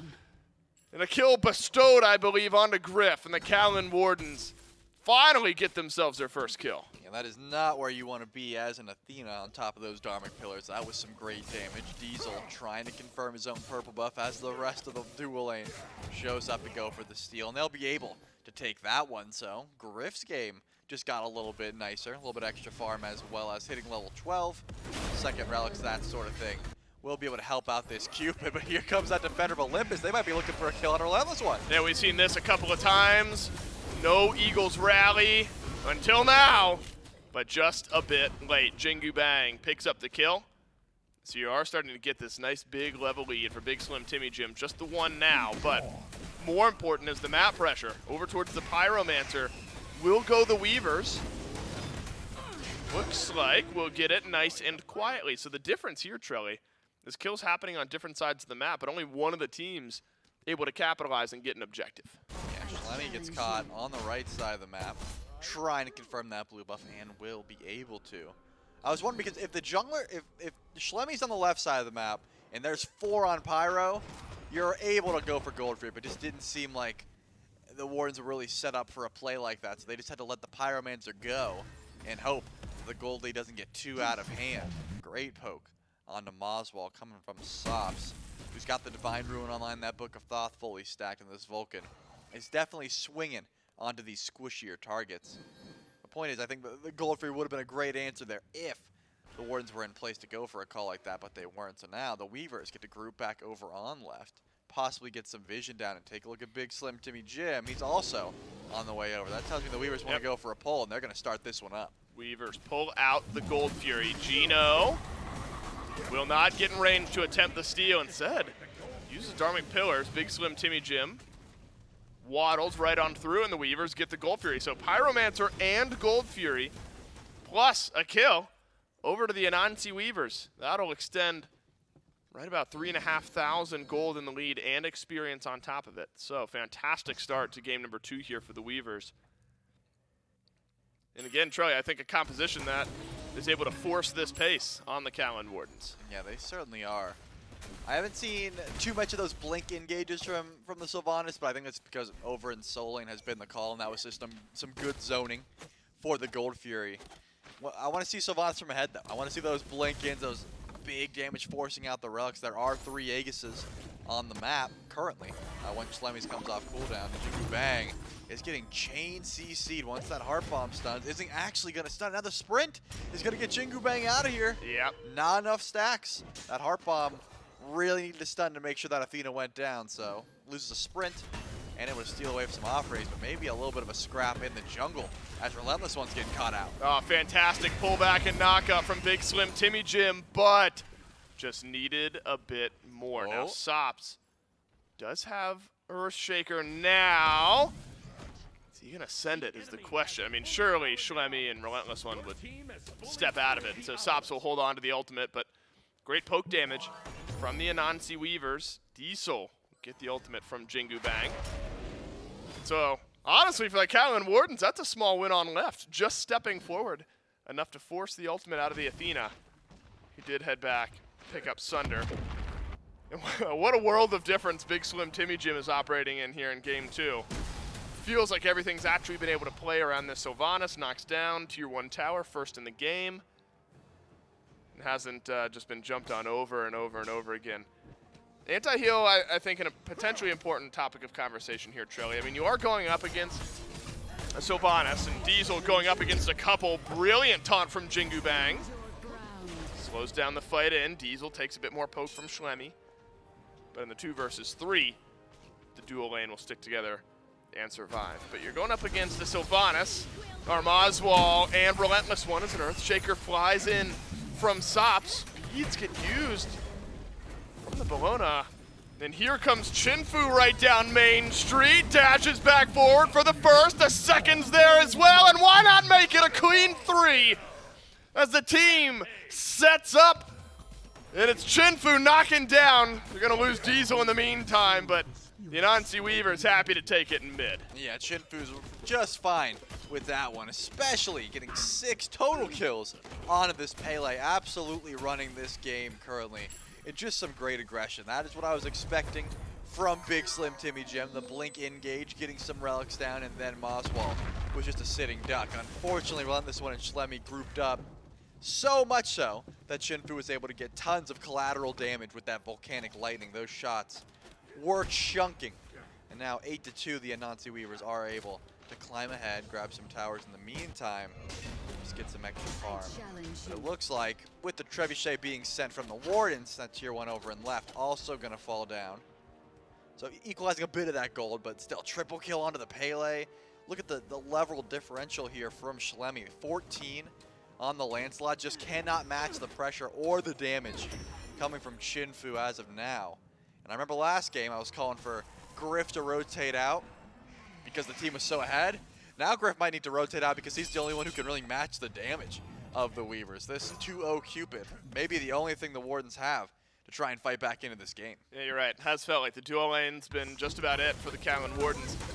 And it's not anything to do with RelentlessOne or moswal or Schlemy. It has been this little micro ecosystem on the left side of the map where Geno and Gryph have gotten it done all on their own, while the rest of the map has not quite gone as well. The Anansi Weavers group up around Pyro. Definitely not worth risking if you're the Kaolin Wardens, so just Pyro pulled. But the line further moving back for the Kaolin Wardens, further closer to their base. So I don't know if you want to risk a big fight around a Primal Fury. That effectively seals the game if you lose it handily. Especially when the aggressive Pele can seemingly do no wrong here, Trelly. Backline definitely not safe. Geno caught out by the taunt. And the beads taken away. Yeah, caught the dash there, but just getting the beads is all the Weavers were after. That Primal Fury has spawned in.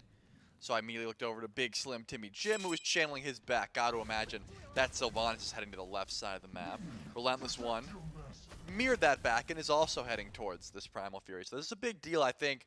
If Schlemy wants to make a stand in this game, getting to sops has to be the call. The biggest burst on the map, certainly in favor of this Vulcan. So far behind, though. Yeah, it's not going to be easy. And since the fact that this has already started, it's not going to be possible. Primal Fury taken by the Kaolin Wardens. There was steal potential, but I'm not sure the Wardens had it in them.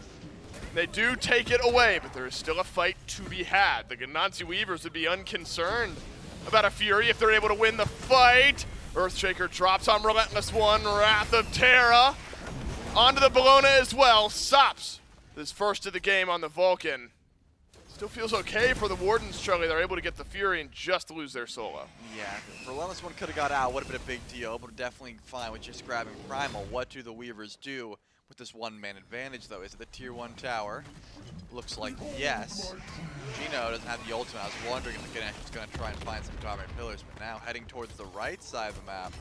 Are the Weavers feeling confident enough to go for a pull on a Fire Giant? Earthshaker not available, but it looks like one pop of the Wisp, some extra heal, and down goes the turret.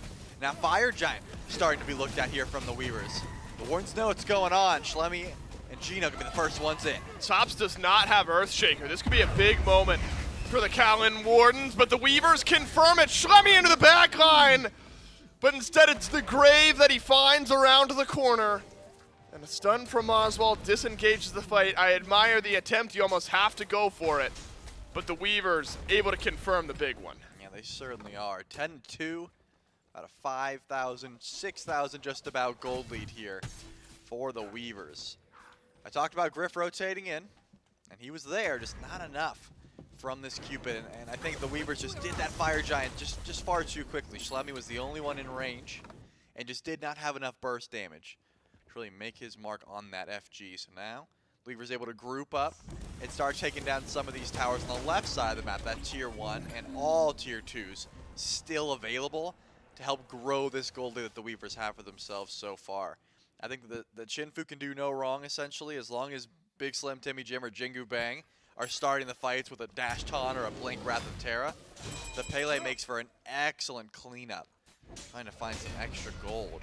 But what is Geno doing here? Looks like just trying to grab some extra offerings. I was wondering if there was going to be some aggression towards BIGSLIMTIMMYJIM backing under that tower. A kill on a Sylvanus could have been big there, but we're not able to find him, and it looks like the Wardens are just going to grab a tier 1 themselves and try and get some extra farm before the Weavers start this siege. moswal has both relics and the Shards of Fire. Also should be fine in the mid lane. Doesn't look like any more aggression will come through, but tier 1 goes down, and now the Wardens should be heading back to base to defend this. I think BIGSLIMTIMMYJIM would have welcomed the aggression this game. A game 1 where he wanted nothing to do with it. I think here in this game, any fighting that's happening around the Sylvanus is A-okay in his eyes. And time for defense for the Kaolin Wardens. Your jungler's 4 levels behind, your solo laner's level 18. No one on your squad has reached level 20 anywhere else. Far behind in items. Now you still have a game 3, even if you lose this one, to give yourself a win in your first set of the weekend. Also remember, no elimination matches just yet, but in a double elimination group bracket, you want to avoid that as long as possible, especially when the competition up top's so fierce. And so, you know, doubly so for the Anansi Weavers. You want to make sure that you clean things up here around this Phoenix siege, because there are still mistakes that can be made, even when you're 9 or so thousand gold ahead. And already, I mean, most of your Fire Giant buff is gone. You only got about a minute or so. So if you want to force a fight, the time might be now. It's RelentlessOne. Wow, that Earthshaker will force back the Bellona, but can you make this 2v1 count? JinguBang would sure like to. Dashes forward, gets a taunt. Fields of Love forces the sprint. For now, the Kaolin Wardens have done a good job repelling the Weavers. Yeah, the Weavers have not really committed too much yet. It was just that Earthshaker, still 4 ultimates remaining. And I think pulling the beads on Geno was a smart call. Schlemy eating a ton, but uses both the relics. We'll be able to make it out. No! ChinFu's got the burst, and he's got it in spades. Down goes Schlemy. But still, the Phoenixes are up. I mean, the Weavers have not made much headway. Gryph has not given up any room at all over on the left side of the map. It's JinguBang who drops. And so it's worked out wonderfully up to this point for the Kaolin Wardens. Troy, I'm sure if you're the Warden, you're trading out a kill for a kill and keeping your Phoenixes alive every single time. Yeah, that does seem to be something the Wardens are happy with. They've got a 3-0 Cupid, trying to get fast-tracked to late game and upgraded starter item. Maybe that's Silver Branch or Odibo, whichever one Gryph would like, but that's pretty much your best option currently, as you're able to keep those birds alive and play for the next Fire Giant. The buff is gone, and there is a Gold Fury to be had. The Wardens are grouped for it. Looks like Diesel and Sops are around, but they're not going to go for the pull. The Wardens don't know the information we do, and the fact is that there were no Weavers around, so that could have been a great answer back in for the Wardens. But I guess losing a member right before Fire Giant respawns back in would be absolutely disastrous and could be the end of the game there for the Wardens. So think better of it. decide to head over to the right side of the map, maybe get some vision down in the meantime. But the Weavers, they're the ones with the current ward vision, and ChinFu's already at this Pyromancer, this Pele. Has Protector of the Jungle. That gives you some extra prots, but also just damage whenever you're fighting in the jungle, and that's where ChinFu is brawling at the moment. Wherever this Pele is looking, it's probably towards Fire Giant, so you don't want to find the Pele, and more specifically, you don't want to find the Hidden Blade in Sylvanus. 0-0 and 10. You find that Vanus in the jungle, you're going to lose half your health pretty much immediately from that Hidden Blade proc and the Wrath of Terra. And that's what BIGSLIMTIMMYJIM's doing. He's walking up, seeing if he can find a pull on any Wardens. Also want to make sure that if the fight is about to break out, you get that Hidden Blade ready for the big burst ultimate. Fire Giant still being pulled by Sops' turret. But it's actually the Weavers who have lost a decent amount of their HP so far. Schlemy chasing down Diesel, and Griff has got the kill. Oh no, the Weavers, with all the gold in the world, haven't been able to crack the Fire Giant and lose another team member here. The Wardens have stepped up, not only in their base, but around the FG. Yeah, ChinFu didn't use Blink, Beads, or Ult there.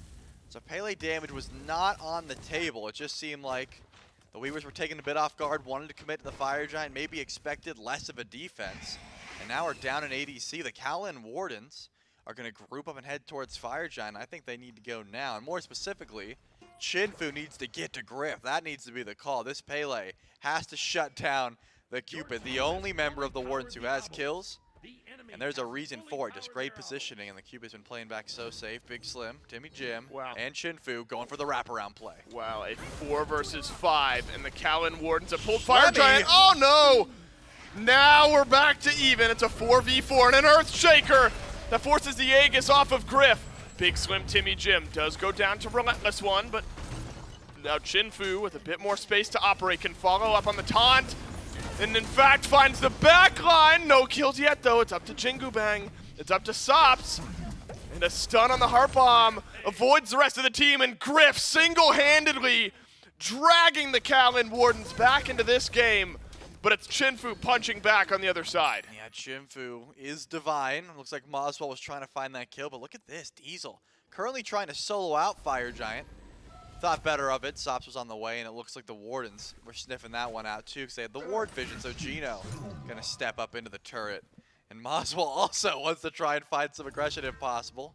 Gets the shining metal, some good burst damage there from the Nuwa, but that's gonna be the full-on reset. You have to imagine. There's some good burst damage from Sops on his own, but not enough HP to stick around for this one. I think once again the Wardens have been playing through Griff so well. If they can protect this Cupid, it seems that they can do no wrong. But this is crunch time right here, where Griff has no relics for 100 seconds, and you know the Weavers are going to have one more shot to go for this Fire Giant before it becomes enhanced in about a minute. And they certainly would like to. I already talked about ChinFu. He's got the blink. BIGSLIMTIMMYJIM also has that ability to close gap onto this Cupid. It was Schlemy last time. It was easy to pick off. That Lancelot just could not ult out. But I'm thinking that same play could occur once again. If you can look towards this Cupid, who's got no relics for another minute. Same with Schlemy, both sitting without their safety. Right, can you force the fight? I mean, the right side of the map for the Kaolin Wardens is a combined 1-11 with 5-0 for your AD carry. I mean, Griff has had it all to do this game. A chance to do so. Nice burst from BIGSLIMTIMMYJIM. Get the ultimate and the disengage away from Schlemy, but it's at an immediate pull now from the Anansi Weavers. You know you've got a little bit of time. While the Lancelot is back in base, yes, the Weavers have pulled the objective. There's also an Earthshaker, if you need confirmation. There's also a ChinFu, who's 9-0-3, would love to leave this game spotless. It's been flawless play up to this point. And a divine killing spree still on the table. But with the enhanced Fire Giant, the weight of the moment increases just a little bit further now for both of these two teams. A steal or a confirm likely just tilts the game. And I think, Trelly, the Weavers really feeling the pressure of not getting anything done as far as Phoenix destruction on that first base siege. But the fight begins, and it's a taunt forward from JinguBang, and the backline reached by RelentlessOne, but BIGSLIMTIMMYJIM has turned the fight And RelentlessOne has not been able to complete the dive. And look at ChinFu, who's just pulled so many eyes over. Griff never got to step forward in that fight. And for now, a clean 2 kills for the Weavers. Schlemy should be able to chase this, has the speed buff and the mount, but look at the joust field. Is that enough to get this kill? Not quite. The 2 is available, but the Fire Giant has been started up here, and it's getting real low. Fire Giant dropped by the Anansi Weavers, but Sops dies almost immediately, so the Weavers only maintain 3 of their buffs, but get it on, I guess technically their front line. BIGSLIMTIMMYJIM front line, but squishy. JinguBang for sure. And Diesel, their AD carry, can absolutely still make use of that enhanced Fire Giant buff. Far from clean from either of these 2 teams. And though the Wardens upset Trelly that they lost that enhanced Fire Giant buff, I think the fact that they've pushed this game to even as far as experience goes and close to even in gold, small win for that team on defense. Certainly is. Schlemy got the 9-0 shutdown. I'm curious to see how much he's able to buy. He got the Bumba Spear upgrade, which is massive. You got to assume that cloak item pretty close to being finished as well because of how much farm this Lancelot was able to grab, but it looks like not going to go for it just yet. Just going to head out and possibly look towards a pick. Sops is still dead for 2 more seconds, so they know it's a 5v4 if they find someone towards this Gold Fury. And actually, it's the Wardens who are going to start it up. A blink in. They don't even have Sops. Oh, no. BIGSLIMTIMMYJIM has now died for the 2nd time this game. The Kaolin Wardens. They found the first 2 picks. They've only lost their jungler. It's JinguBang alone in the back. What is going on here? Are the Kaolin Wardens in range of coming back? All the EFG buffs are gone. And it's a 4 versus 2. Against 2 squishies for a little bit of time. The Wardens might actually be able to make up some map pressure. Griff is 8-0. Yep. I mean, I'm not gonna say that play was all Griff. If anything, I'm confused why BIGSLIMTIMMYJIM blink ulted in. Well, Sops still wasn't even a part of that fight. The Vulcan ult showed up just far too late. And Enhanced Fire Giant, as you said, absolutely gone. What do the Wardens do in the meantime, though? It looks like tier 2 over on left is gonna be their play. They still have no one for 14 seconds. I know. And they got a Gold Fury. That was about it. I think the Wardens could have put a little bit more pressure on the map, but I guess we're more focused on getting some extra gold in hand, feeling more confident in their builds, or maybe just feeling more confident that they can win a fight if they get more gold in hand. But so far, that's going to be a great defense there from the Wardens. Enhanced Fire Giant completely nullified and just more gold. Going towards their carry, some upgraded relics going the way of moswal. All big things. The next EFG is 2.5 minutes away. Kick up the feet for a little while. Look, I think the Weavers on that first Fire Giant buff and the inability to get any of the Phoenixes down is a huge difference maker here because there was no map pressure that kept the Wardens, you know, tied to their base a little bit, and they were able to just dance around. Despite a 10,000 gold deficit, the Wardens were able to just chill around the EFG. Now have, remember, experienced largely doesn't matter. Actually, literally doesn't matter. Everyone in the game level 20. Gold's still slightly important. Most of the players getting towards full build. Now very much back in contention. A game that you figured the Weavers have a chance, had a chance, maybe still should win. Geno pulled and body blocked, and Wrath of Terra finds nothing. Geno ends up dropping to Sops anyway, but Schlemy trades out on a ChinFu. It's the perfect target as the Aegis saves the life of the Lancelot. Griff still going big. Has turned it around on a BIGSLIMTIMMYJIM while JinguBang is rooted in place. It's happening again. From a massive gold deficit, rises Griff and the Wardens, 10-0 on the Cupid. Then another fight win. And now it's 4-2. What do the Wardens do in the meantime? Head back to base seems to be the call to teleport in from RelentlessOne, but what is the call? You're just going to sit around for EFG? Doesn't spawn it for another minute. Again, it's just the carries of the Weavers. For 30 seconds at the very least, they're going for Pyro. You're thinking there's map state to be gained here. You're thinking maybe a tier 2, maybe a Phoenix could be looked at. That would have been the play, but it looks like the Wardens are just going to search around, see what they can find. No buffs are available. Maybe the tier 2 on right is going to be the call. That is what's going to happen. Notably, Griff has the heals. I don't even think the full reset was needed. But tier 2 tower is going to drop here for the Wardens. Look at their relics comparatively to the Weavers. Almost everything down except for Gryph, but maybe that's all that matters. Maybe just Gryph having relics is what the Wardens need to put themselves in a favorable position. Everyone but JinguBang is back. And the Weavers will be able to mount a defense here. You gotta think, not as easy as it once was, though, to win this fight, especially with the relics all being available here for the Weavers, except for, you know, 1 or 2. Whereas the Wardens, I mean, Schlemy's got nothing, RelentlessOne's got nothing, and Geno has nothing. Diesel. Oh my goodness, gets melted through. Oh no, the Eagles rally from RelentlessOne though. Finds no stuns. That is 3 massive ultimates now down from the Kaolin Wardens. And They're the still on Anansi Weavers, FG. not better. Or not worse off, that's for sure. As far as relics go, ultimates drop. ChinFu kills off RelentlessOne. Oh no, is moswal soon to fall? Yes, he is. But Gryph, still immortal, still alive. ChinFu still in the back line. Diesel not killed off. It's a double kill for ChinFu. Another one onto Geno. A triple for the Weavers jungler. A quad around the corner. But a D aside should end this game and send us to a game 3. Yeah, that's definitely the call. Now, who cares about Enhanced Fire Giant? The Weavers have the right idea. When you win a fight like that, you run it down mid, and that's going to be the play. ChinFu goes absolutely massive. Gryph has a 3K pot in his inventory, but not able to pop that one. This is definitely the Weavers dropping, I would say, 3 fights in a row into an overwhelming win.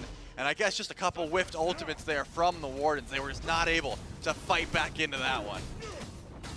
Feels like the Wardens maybe, I don't know, we had a couple instances this game, Trelly, and we've seen this over the last couple of weeks as well, where, you know, we're really splitting hairs here. But the Wardens win, you know, a 3-for-1, Yeah. 3-for-none types of trades. You knock down 1 tower. Was there opportunities for more map pressure? I mean, a Phoenix might have been pushing it, so really the Firemen's, that's what you're talking about. Maybe not that much of a missed opportunity from the Wardens. Weavers, I think, breathing a sigh of relief now because they were not able to break the base on their first couple Fire Giant attempts. They did drop a few fights. Ultimately, though, take that ultimate advantage around the last FG and grab themselves a win. Game 2 goes 35, and Game 3 now just around the corner after an Anansi Weavers win. You don't want to miss it. Stick around. Game 3 up next.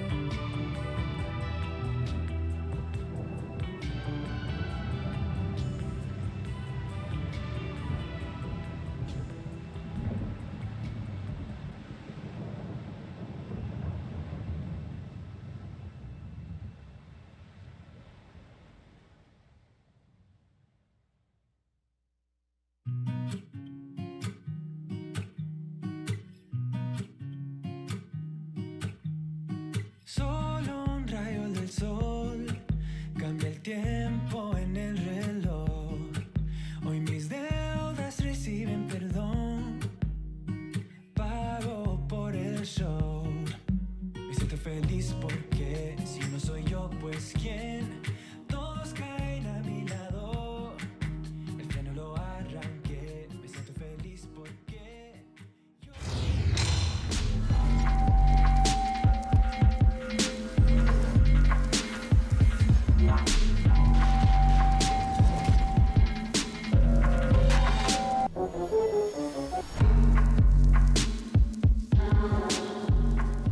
Hello and welcome back to the NASCC Championships. The Anansi Weavers bring it back in game number 2 after 37 minutes of back and forth action, or at least what seemed fairly one-sided to kind of start this game out. The Kaolin Wardens, or I should really just say Gryph more than anybody, was really kind of the one player to thwart the plans of the Weavers and extend this game a little bit longer. But unfortunately, the lone Cupid is not enough to win the game this time, Mifflin. ChinFu on this Pele and the rest of the team rallying around, and dare I say, even the Sylvanus solo ended up working this time. Well, it turns out when everybody's succeeding, you know, the Sylvanus solo should also succeed, but no, you're right. It does look very good in this game. When you're allowed to initiate the fights and have them just immediately end for the first 15 to 20 minutes of a match, all you need from your Sylvanus is that massive burst of damage, and he was able to bring it consistently. Otherwise, I think you have to sing the praises of ChinFu, because he was the one to get the ball rolling early. In both matches this set so far, it would feel like the first 10 or so minutes have been dictated by junglers. Game 1, Schlemy, phenomenal performance. Game 2, ChinFu does the exact same thing and makes it all happen on this Pele pick. Initiates fights, ends fights, and plays like this really led them to a late game where the Weavers were allowed to maybe flub a couple of these engagements, because when you've established a 10, 15,000 gold lead, it doesn't matter if you struggle around 1 or 2 team fights. You've built that buffer that allows for some of these blunders. But I imagine we see the adaptation in Game 3, considering how the pace of Game 1s and 2 has gone. Let's get like a whole lot of early pressure on both sides. Yeah, maybe get some more of that early boxing, because if it's one thing that North America loves to do, it's fight early. We've seen that shown in just about every one of our sets so far. But the problem that I noticed in this game out of the Weavers, and maybe this is just a byproduct of like the Weavers not really being in a position to do this very much during the regular season, is their sieges felt a little weak that game. I mean, at one point we were sitting 23, 24 minutes in, and they're pushing up mid-Phoenix, and then we look up and it's 34 minutes in, and they're still trying to push Phoenixes at that point. It felt like maybe a little bit of a stronger Phoenix push out there, maybe just better Phoenix defense out of the Wardens in that case, maybe because they're a little bit more used to it there. But I got to agree, I think ChinFu really getting the ball rolling early for this team, getting that early triple kill about 15 minutes in, ending the game on another triple kill to close that one out. And now the Weavers have brought us into our first Game 3 of the weekend as we get ready to jump into game number 3. Now, Picks and Bans will be in just a moment between these two squads out there.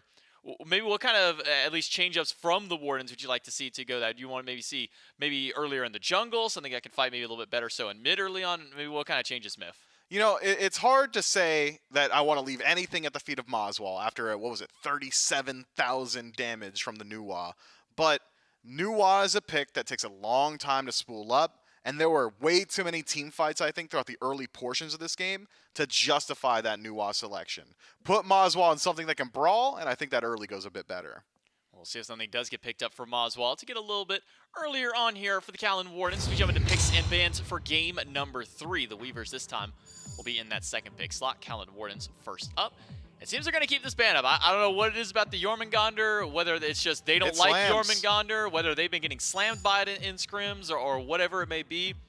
Wardens don't want to play against the World Serpent, so they banned out 3 games in a row. No surprise from the Weavers. I imagine they'll keep a lot of their same bans. It's been the Yamoja, the Emirs, the Dodgies coming through. But I like this adaptation out of the Wardens. This Athena has been a thorn in like every single team side that it's been picked up against so far. I'm not sure if it's a 100% win rate right now, but it damn near feels like it. Yeah, that Athena has just really simplified the engagements for these SEC teams. Just dash, taunt, follow up, dash, taunt, follow up. And that is a style of play that really works out here at the lower level because it's really difficult to deal with so long as you've got the follow up behind you. And I would argue Athena, maybe more than any other Guardian in the game, is the goddess of win harder. If you've got a 10,000 gold lead, I don't care who's standing near you when you decide to toss out Confound, it's going to be damage behind you. And if you've got that, you've got your initial pick, all of a sudden a 5v5 turns into a 5v4, and the game really starts to roll through that Athena.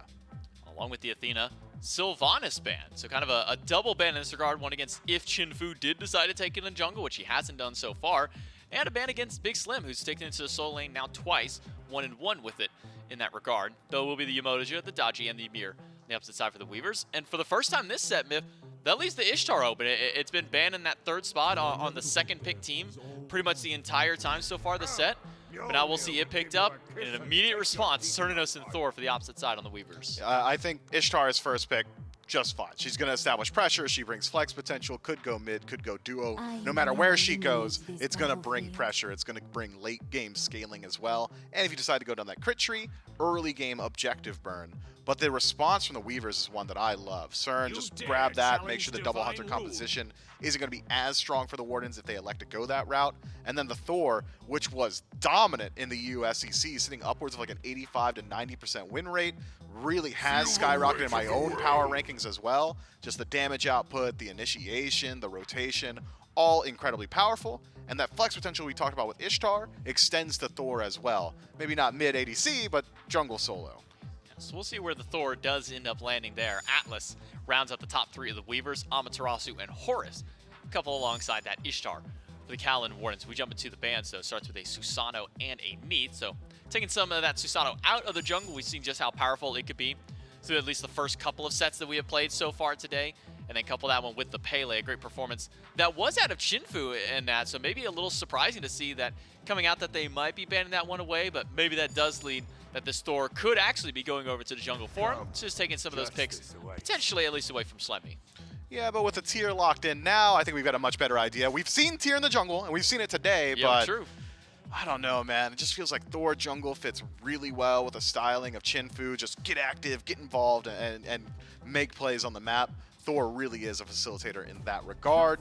Tier holds its own in the soul lane, and you've got a pretty high kill pressure duo already locked in with the Atlas and Cern. Nike on the other side, gonna keep me guessing. I mean, we've seen Schlemy take it in the jungle. It had a pretty decent performance. That would leave you with the Horus and support Amaterasu over to the soul lane, and with Agni locked in, we know where it's going. That's Agni mid. Yeah, Agni from moswal, that's something he's been playing pretty much the entire season, even when Agni himself may not have been the most popular of picks. I know at the very beginning it was like Agni, Thoth were like the kind of the top two to go to, so moswal having a field day then. But now this Agni has got to line up against a Scylla on the opposite side. And Scylla feels like she's got a lot of great targets to be able to pick off here, but also a lot of great team around her to try and find some of these picks. Man, I'm looking at Tyr for setup, Atlas for setup, Thor. Feels like this Scylla, if left unchecked, could be dangerous, at least for the Weavers. Is there enough on the opposite side here for the Wardens to try and deal with this Scylla? I think so. Agni's got really good poke potential, so with Scylla having to get a bit closer to the wave, Rainfire, once you tick over to level 5, could keep him poked pretty consistently. Otherwise, Agni being as safe as he is, so long as you've got beads, should be able to deal with ganks from either Tyr or Thor, depending on where those two start to land out.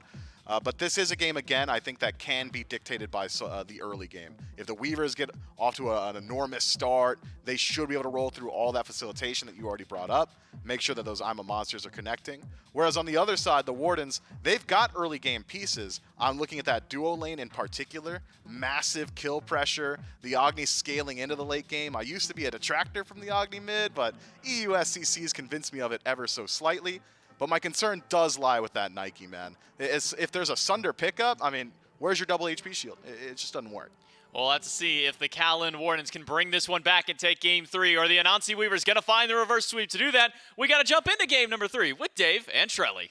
That's right. It's our first 3-game set of the weekend. Now, I'm sure not our last, because we've talked about the middle of the North American SEC, how competitive they all are with one another. So this one, honestly, might have put my money on 3 games going into it, and we get there one way or another. So 35 or so minutes in game number 2. And now we will do it once again here, Trellies. The Kaolin Wardens and the Weavers have traded punches. Really, it's felt like each game we've had one member of either team that's just been so far ahead. That's really had the game run through them. Griff gave the Kaolin Wardens a chance there in game 2. It was ChinFu on the Pele that really got things going. Geno is slow here, my goodness, so slow. But should live and be okay. And now ChinFu has another opportunity on the Thor to allow the game to flow through the jungle. Yeah, when I see the Thor, I immediately give that team some extra pressure just because of how disgusting Thor can be in the jungle currently. One more crush with an auto attack might be enough to put moswal down, but Smart was able to grab his dash now, so should be able to avoid that. Point is, I think Thor is just really destructive at the moment. Sops, the rend might be enough, but it looks like ChinFu also putting some pressure over to moswal. These junglers are absolutely brawling, and that's what we expect from minute 1 to minute done. The Nike and the Thor absolutely brawling in the mid lane. But I think pressure-wise, the Scylla and the Thor, I'm looking towards the Weavers. If they are able to get late game, this is a nasty combo as the game continues. Ooh, RelentlessOne has some damage charged up. Won't get the solo on the BIGSLIMTIMMYJIM. And the solo lane could be a lot of fun. Obviously, yeah, I was going to say obvious not in lane. And I say that because both solo laners at the SEC, SPL level of play tend to be pretty strong at avoiding solo kills. But you talk about dynamic characters. I mean, Tyr, obviously hypermobile, really good at making the backline feel awkward. Amaterasu, though, Trelly, was heavily in the meta at the start of the year here in Season 9. Has faded out a bit, but still definitely has her day. Yeah, I think Alma is one of those picks you can always go to. RelentlessOne really enjoys it. It's just you're not going to get early pressure, but you'll be able to rotate in late game. You've got some great engage. You've got some good auto attack damage. That sort of thing just brings a lot. But the blue buff is under a bit of fire here, led by ChinFu as BIGSLIMTIMMYJIM tries to zone. Good stun. Is able to confirm that one. Schlemy not able to help out. A double tap. Oh, I was going to say. I thought he was going for it. Might be able to find pressure, but now BIGSLIMTIMMYJIM out of mana here. So awkward. I mean, so many low targets. The dash in and the auto attack for RelentlessOne means first blood. It's BIGSLIMTIMMYJIM, who did not have a good game 1, was able to remedy that in game number 2. Now, unfortunately, off to a tough start here in game 3. Gives up first blood and loses the blue buff. So, dash forward from Geno. Goodness, if Diesel and JinguBang turned around, that might have been a kill. But just the one for the Kaolin Wardens for now. All right, it's going to be both blue buffs gone as well. Unfortunately, for BIGSLIMTIMMYJIM, you die, you don't have teleport, you're not able to get your own buff. ChinFu was not able to confirm that one either. So that's going to be a little bit of pressure down. The hog off the mark. Oh, no. Unfortunate for Geno. Didn't have the HP to stick around. I don't even think that was a mistime hog. That was just a, if I stay here for another hit, I'm going to die. I need to get out of range of this purple buff. So JinguBang able to steal that one away. Diesel probably pretty happy about that. And Griff is going to have to stay underneath the tower, fearing a little bit of damage coming in the way of this duo lane. But getting off to a great start. That kill going over to RelentlessOne also pretty solid. Just good rotation potential, and you always got to be watching out for an Amaterasu. That's right. Schlemy getting that assist is certainly going to help out. But once ChinFu gets access to level 5, that Anvil of Dawn, I'm thinking that's when the Weavers have that same level of aggression and that opportunity to set up some possible ganks. Got to watch those beads cooldowns, and there's a Thor on the map. Indeed. ChinFu just around the corner from getting that Anvil of Dawn. Now, moswal on this Agni, it's something that Des talked about a little bit. moswal has a few picks that, very, very good player, but just hyper good on things like this Agni and flex the muscles a bit towards sops. A bit of poke damage. But later on in the game makes a bit of difference, I think, as well, Trelly, where, when the game is kind of stalled out around Phoenixes, around the Fire Giant, having some of that big long-range artillery damage, sort of hybrid burst and poke, might be a nice boon here for the Kaolin Wardens. And if positioning is safe enough, could be very, very difficult to reach. But for now, here in the early game, it's all flowing through the right side of the map as BIGSLIM has just not gotten the jungle assistance, now lost 2 blue buffs in a row. Hasn't resulted in that much just yet, but a continued trend could put the tier a bit behind. Yeah, you could tell ChinFu walked up, saw the placement, was like, sorry, I can't help you. Like, when your jungler gives up on your blue buff, it's never a good feeling. but you don't want to put yourself behind to help out your solo laner when you realize it's probably not the best fight as is.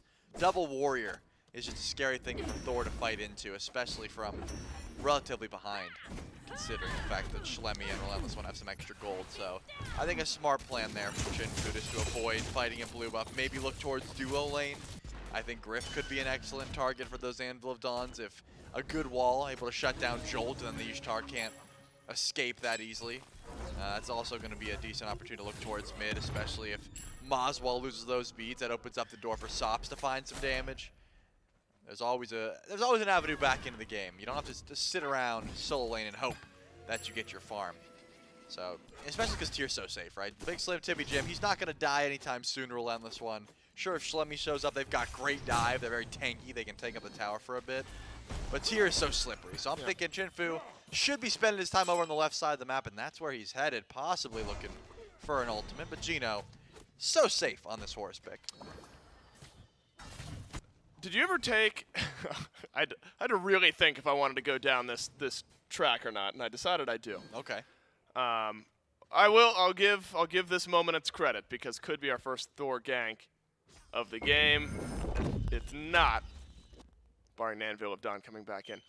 Did you ever take one of those like personality tests, like where you're like an EMFT or whatever, you know what I mean? Like EMFJs. I forget what the thing is called, but it's supposed to like tell you what type of like human you are, basically. Yeah, I definitely remember taking them. I don't remember what it ended up Right, what meaning. it all means. Yeah. Dang it, ChinFu, you're ganking and you're ruining the bit here. It's a dunk down from ChinFu. And a follow-up from BIGSLIMTIMMYJIM. Ooh, I'm a monster brought out. Does connect with Schlemy, so you at least get a bit of damage. But no kills for the Anansi Weavers. And a decent bit of investment there with the Anvil of Dawn, I'm a monster, and the Lawbringer. RelentlessOne just fine. But finally decided to rescue the blue buff. Unfortunately, my bit doesn't have a really fantastic ending. I'm just thinking like how I can avoid saying BIGSLIMTIMMYJIM because it doesn't really roll off the tongue in the same way Schlemy does. So I was gonna say like BSTJ, which immediately reminded me of like the personality test that I took like way back in the day. Like I was a BSTJ or whatever that meant for me. means you like. I mean, great entertainer or no. BSTJ is not one of the results. No, that's what I'm saying. Like, what would it mean though if it was? It means you're well liked.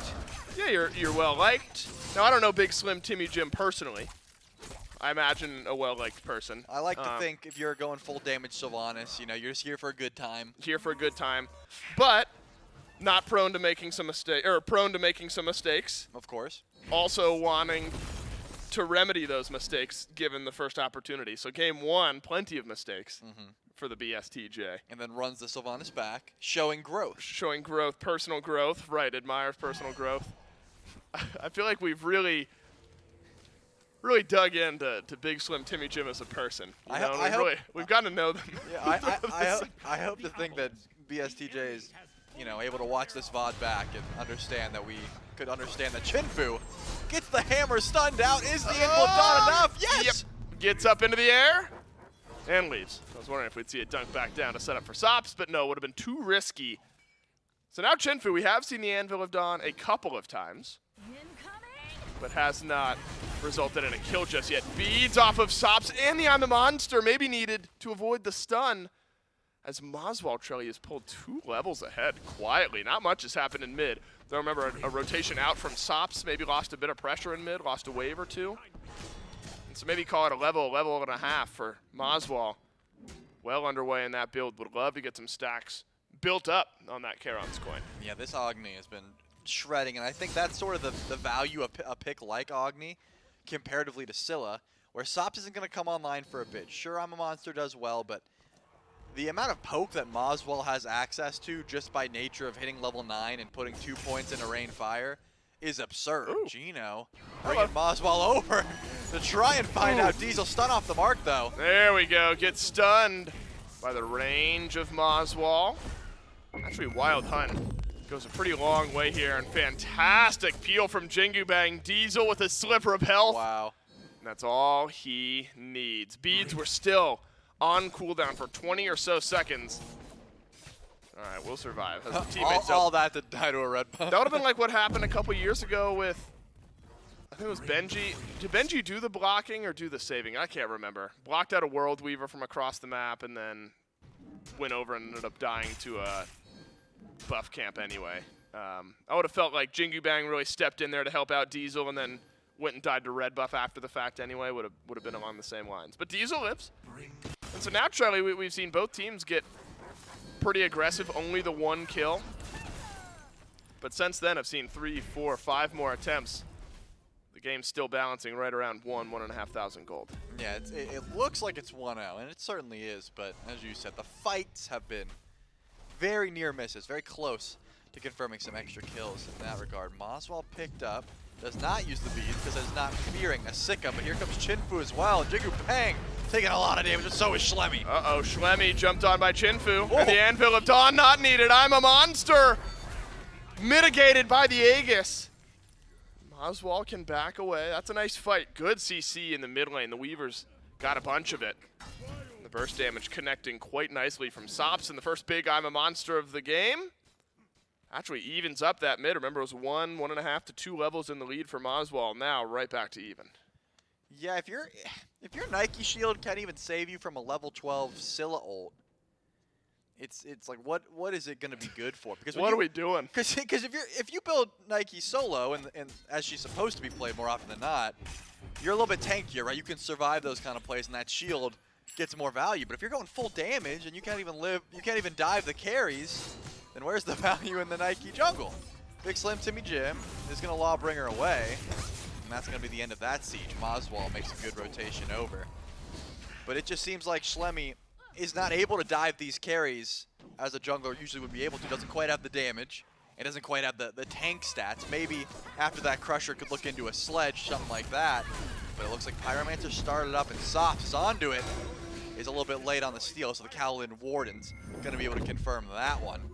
And give themselves about a 1k gold lead. Not too much. He's getting closer towards it, but JinguBang is going to be a little bit trapped, but maybe trying to get aggressive towards RelentlessOne. RelentlessOne, another I'm a monster, and it connects on to the Amaterasu this time.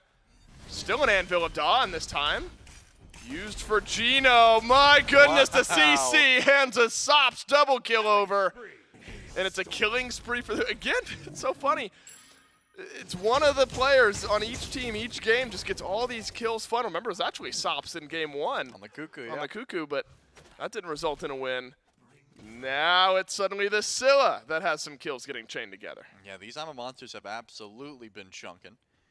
But moswal hasn't been making the rotations. I mean, moswal wasn't even in that fight. My man was doing red buff. He said, oh, you guys are giving Scylla more kills. Great, thanks, but I've got farming to do. I'll see you after I finish this soul gem and do a little bit more burst damage. But having 3-0 on your Scylla is definitely a good look. Schlemy, oh my goodness, that was just crushed and sick him. Almost getting 100 to 0. There's still more abilities that Scylla has to do damage there. This Nike cannot exist in Sop's world currently. There's not enough HP to live through that burst damage, and that's what I'm talking about. It just seems like currently Schlemy doesn't want to dive Sops, and if not the jungler, then who? I guess the answer has been moswal. That ranged poke to try and keep Scylla at bay has been the call, but moswal's been farming, so hasn't been able to make those rotations too often as the Agni would like to. Oh, Schlemy was maybe hinting at a solo lane gank. BIGSLIMTIMMYJIM picks up the blue. Looked like it was a blue invade even. RelentlessOne not going to proxy a wave on the other side of the map. But ChinFu is close by. It's always risky when you choose to proxy out the waves like this. Both solo laners doing so. Mobile enough, you figure the tier is. Oh, man. Amaterasu can be. ChinFu may be feeling like his speed buff was under a bit of threat. But instead, looks like RelentlessOne walks away and lives. Now Diesel's got to use the beads. It wears out, and so oGryph will send the ultimate forward. And a wild hunt just for safety. A couple instances of some dives being thrown out, but everyone's staying alive. Yeah, would have been nice for a little bit extra chase there, but both relics and the ultimate down from Diesel does let ChinFu go to the sky. Who's he looking for? It looks like Schlemy is the call. Beautiful chain stun. The ult goes off, but a good wall. And Lawbringer finishes that kill. The Nike is alive no more, but ChinFu has to force the beats. Yeah, finally getting this tier involved are the Anansi Weavers, and looks like they'll get it out of the fight. RelentlessOne, double stun, dashes away, BIGSLIMTIMMYJIM on the double. But how about the range damage from moswal? It's actually kept the Wardens in this fight, but they need more. The Wardens need to finish these kills, but do not have the damage to do so. Simply don't have enough numbers alive on the map. 2 for none. All 4 members of the Weavers still left on the left. Immediately to the Gold Fury. Now Geno could look for a steal. I'm a monster confirms it, and the Weavers expand on their lead. And the Weavers are able to grab it, but do they get out is the question. Diesel actually tried to turn that kill onto Geno. Probably a smart look, as moswal also making sure the Weavers have to stick around. Beads are available, so I don't think a blink from BIGSLIMTIMMYJIM would be that disastrous onto this Agni. And it's probably what he was looking for in the first place. But with that good fight, as well as the Fury going down, the Weavers put themselves convincingly in the lead, about 1.3k gold in their favor. All the while, the Pyromancer will be spawning back in here shortly, in about a minute or so. So definitely gives the Weavers time to set up, and more specifically the Wardens time to try and figure out how they're going to defend this Pyromancer. The Scylla has been the force of most of this burst, but also BIGSLIMTIMMYJIM on the tier has been chunking the backline and being so disruptive trying to pull relics. I'm curious if they even, I was going to say, even let BIGSLIMTIMMYJIM back here. That tier 1 tower could be a big win if the Wardens were to grab it, but it looks like just being annoying and stopping the back of this tier. Wow. Oh my goodness. Can you do it again? Just back up, Timmy. Oh no! Is he gonna get stunned and killed too? He sure is. So annoying becomes killing from the Kaolin Wardens. It's only the 2nd kill of the game. Over in mid, Sops wants to keep this warpath going. Misses the I'm a Monster, and a double stun from moswal. Oh, but that's the double Sikkim. Not enough damage to kill off the Agni, but Schlemy on the rotation through should have enough. RelentlessOne and Schlemy over from solo. Now shut down Sops, and suddenly it's the Kaolin Wardens playing with a bit of momentum. Certainly are good answers back. That was just BIGSLIMTIMMYJIM not just retreating a bit. He would have been fine if he ran the whole way underneath this tier 2 tower, but a little bit headstrong, wanted to lazy back, and decided not to run away It'll take you on. from the dive. Love that, by the way. Do you know what's on that? I certainly do. Okay, all right, good. Yeah, the Wardens are going to pull the Pyromancer, but ChinFu has a good idea this is going on. Wants to go for the double tap through the wall. Not able to steal that one, but good damage nonetheless. So the Warden's able to answer back and put themselves 300 gold ahead. So we have a relatively even game here, Game-changing amounts of gold. 18 minutes in, and it's been back and forth. That probably is, in reality, 300 like gold doubloons.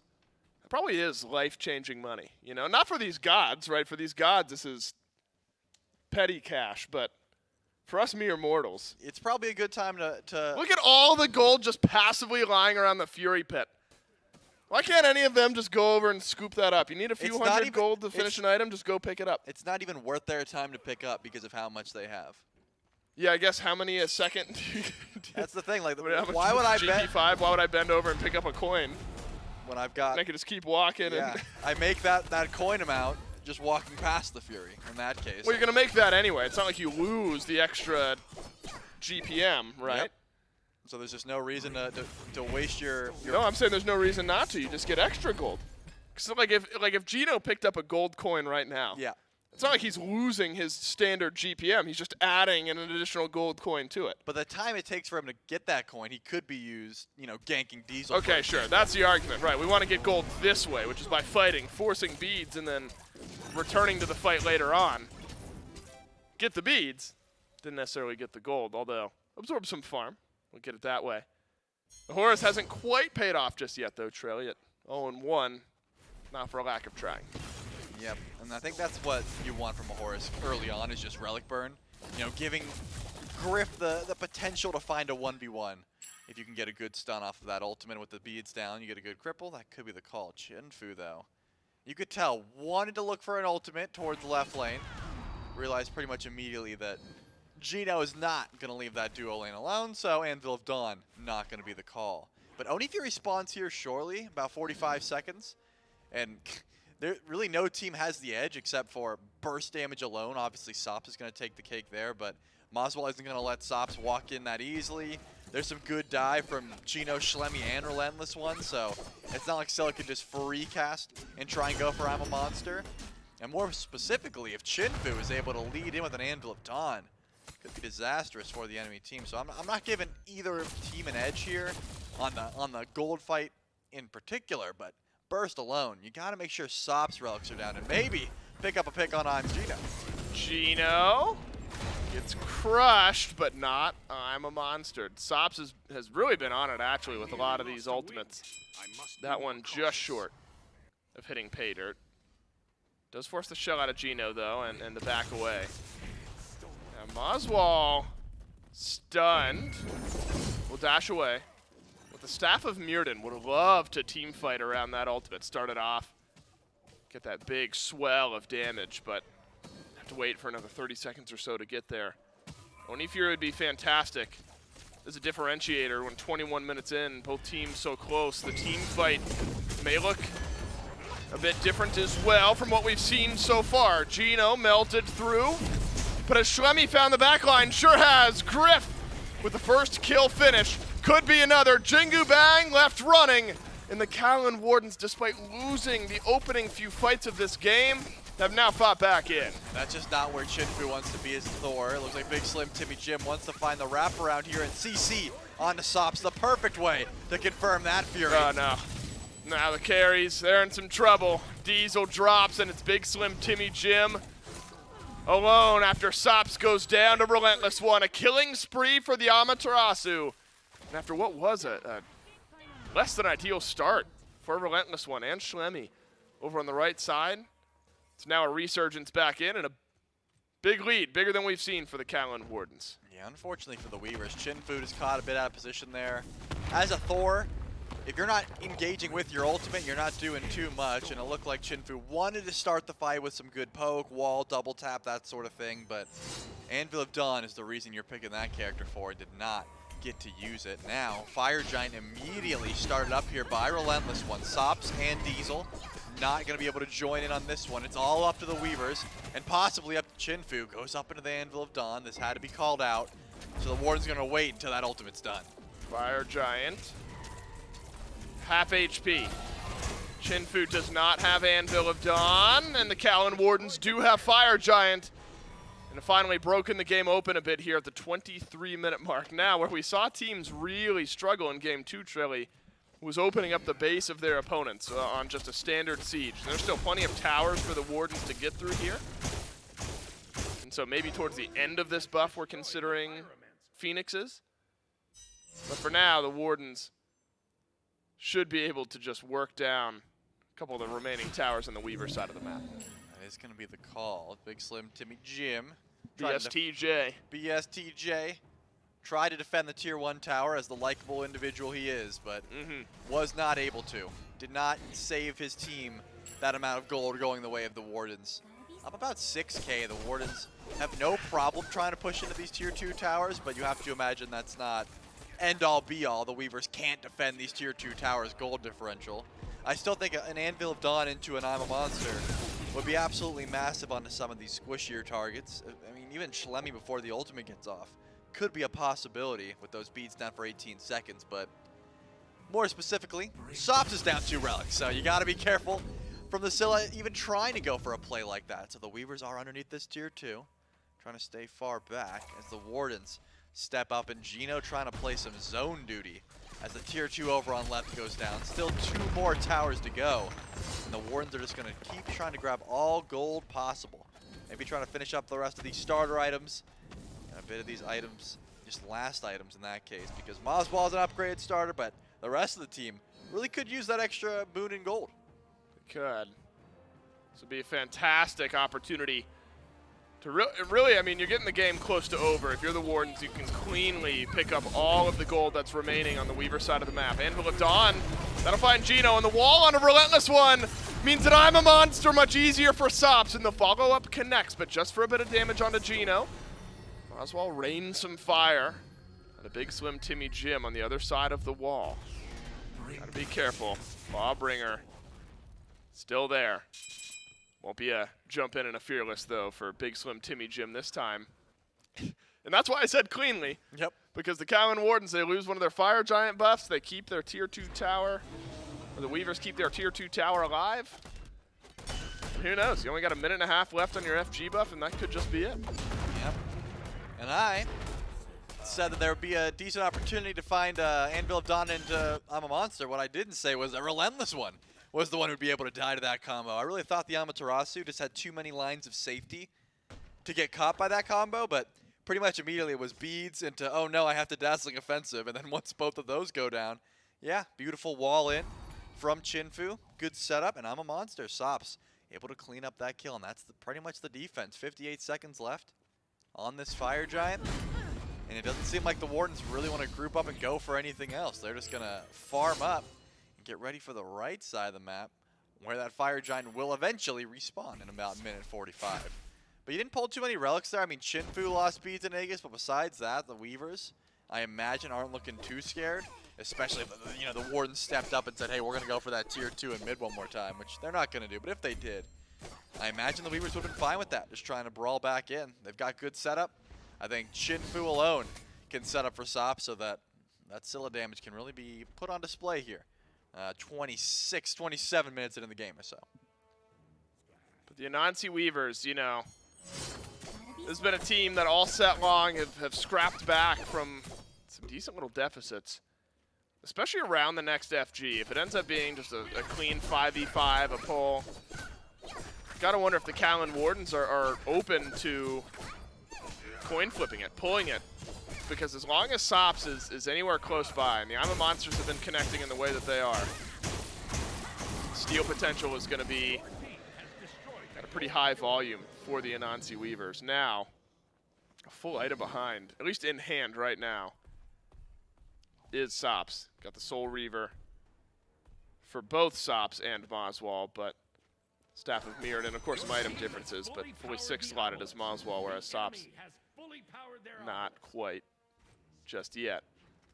You have maintained your base integrity. That's what we've talked about, so the Weavers unworried about having to head back, defend, but want to set a trap. Man, they were a couple seconds away from an unknowing member of the Kaolin Wardens rounding this very corner, and so the timing simply has not worked out. Maybe blue buff could open things up. It's Geno and Schlemy that'll be here.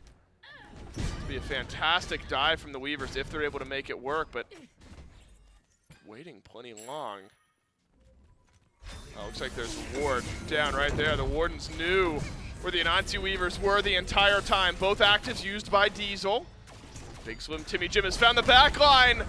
So is ChinFu, but on the other side of the fight, and I'm a Monster repels the attackers for a moment. And the Kaolin Wardens start things off strong with 2. RelentlessOne survives for far longer than he should, and the Weavers will come up empty-handed around the FG. A double kill for Gryph, and it's Sops who watches the rest of the team die. Wow, I mean, 4 dead at this point. Sops has potential to find some kills here if he can land pretty much anything, but it does not look like Still's going to be making out of this one. The Sikkim off the mark, and that's going to be the full-on deicide. They've got some tier 2 towers to go through, but the minions are on the way. RelentlessOne was heading towards Fire Giant. Are they gonna 20 seconds left. They're going back and forth. They can't decide. Go up. Phoenix is going to be the easiest Phoenix you're going to get all game long. And so the Kaolin Wardens realize it. They get the Phoenix. Still 10 seconds on Diesel, and even then he has no actives. That's the correct call. The Wardens group up, head their way to Fire. Finally, cleanly open a base on the back end of a deicide, and a Fire Giant awaits. The Weavers have been pushed back time and time again, started this game off wonderfully. But Trelly, I think Gryph has put up one of the best 2-game spans we've seen here in a little while. Even in a loss there in game number 2, looked fantastic on the Cupid, and now 4-0-6 on the Ishtar here in game 3, and a needed performance from his team. Yeah, absolutely. Gryph has been looking extremely consistent, as well as I just love the back and forth there. You could tell the Wardens weren't quite sure what they could get done. You could see immediately RelentlessOne's like, okay, let's go for Fire. And they're like, no, let's keep going. And then after they got the tier 2, then Gryph's like, all right, let's go for Fire. And they're like, no, we can get Phoenix. It was just back and forth. Look at this. Once again, though, the Weavers walking up in the jungle. This time they've sentry warded. Who's going to walk up, though? At the moment, it's going to be RelentlessOne. He doesn't have beads. He does have Dazzling Offensive. And Schlemy, NotGeno. Oh, RelentlessOne spotted him out. Yep, he's pinged him out. He knows exactly where the Weavers are. To the skies. Where's it going to land? It's going to land right on top of the Anansi Weavers. I'm a Monster channel. Doesn't find anyone this time. Diesel worked through. Still doesn't have actives. And Schlemy finishes the job. But Griff dunked on. ChinFu's found the perfect target. A double kill for Schlemy. And it's ChinFu who's escaped. Again, you're whittling down the FG buffs just a little bit, but still the Kaolin Wardens able to find the necessary kills. Yeah, ChinFu makes it back to base so he can deal with those fire minions. I was thinking a possibility that the minions would just end if the Wardens were able to stall that one out long enough, but now fire minions are being ignored by ChinFu currently. It's going to make it back towards mid, but BIGSLIMTIMMYJIM too fast on the tier. Can't stop anything. Mid-tier 2 is the call here for the Wardens. They don't have their ADC, but with moswal, they've got plenty of damage. In mid-Phoenix, the next target, BSTJ, running from the back line, does not have blink. Maybe trying to ult in from behind. They got to try and keep this Titan alive, but the Wardens, they don't want the Titan. They're going to go for the kill onto ChinFu. Oh, but the Aegis is wear out. And moswal dashes away, receives some healing from the Soul Gem as well. BIGSLIMTIMMYJIM survives for now. Now sops still has a lot of damage in the back pocket. Far from a guaranteed end, and the Kaolin Wardens still playing it safe. Get mid lane Phoenix, get an extra kill. Looks like one more breather for the Kaolin Wardens before trying to end. Yeah, I didn't hate that call from the Weavers. They were able to kill Griff, which certainly helps trying to defend their structures, but unfortunately, some missed ultimates, some missed abilities there make that, I guess we could call it an ambush, but RelentlessOne found out the Weavers before they were even able to set up any sort of ambush, so it was very much a 5v5 at that point, and it just didn't go as cleanly as the Weavers would have hoped. But 2 birds down, their right Phoenix actually should be spawning in here shortly. And if sops could finish up full build, Diesel could upgrade that starter or sell it for dominance like we've seen so many times.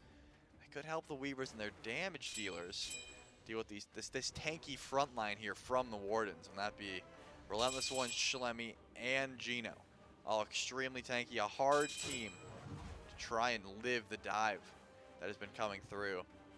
But I think the Wardens aren't afraid here. They're going to march up towards this last bird, maybe not even worry about that right side Phoenix. And they always have to the skies, so they have that ability to just take a wave of minions immediately to a Phoenix, or in this case, the opposite lane, and just try and go for a siege that way and sort of split up the Weavers and make sure that it's not a true 5v5 situation. But 3 strong on the left side of your map is RelentlessOne. Pushes up some mid waves. And this, you know, when the competition in North America gets as close as it is, these are the types of games, you're the Kaolin Wardens, you need to win, especially early on in the tournament. Get yourself on the right side of the bracket. The Anansi Weavers, you know, still with some leg to maybe turn this around, but you talk about only getting a couple of chances at this, only a couple of teams from each side of the groups make it out. It's moments like this for the Wardens. You can understand taking a breather, playing it a bit more slow to just make sure the game finishes exactly how you see fit. Now with all 3 Phoenixes down, now the job a bit harder for the Weavers, where they have been able to step up to the Fire Giant and contest in the past. Be hard-pressed to find a team stepping out of their base with, albeit now 2 Fire Minion waves making their way in. ChinFu round about the Kaolin Wardens here. Don't think he was spotted. This is the last-ditch effort. Can this Thor from way behind the Kaolin Wardens make the difference? Will there even be a team to fight around by the time that he gets there? Looks like Anvil of Dawn is up. And it is a double stun, but immediately out. And so not the lightning strike that ChinFu was hoping for. Yeah, unfortunately for the Wardens, all sitting on top of Ward there. As the Weavers are going to walk up, some good damage from moswal, but getting the Magi's blessing away from JinguBang has been the call. As the Fire Giant, Enhanced Fire Giant, started up.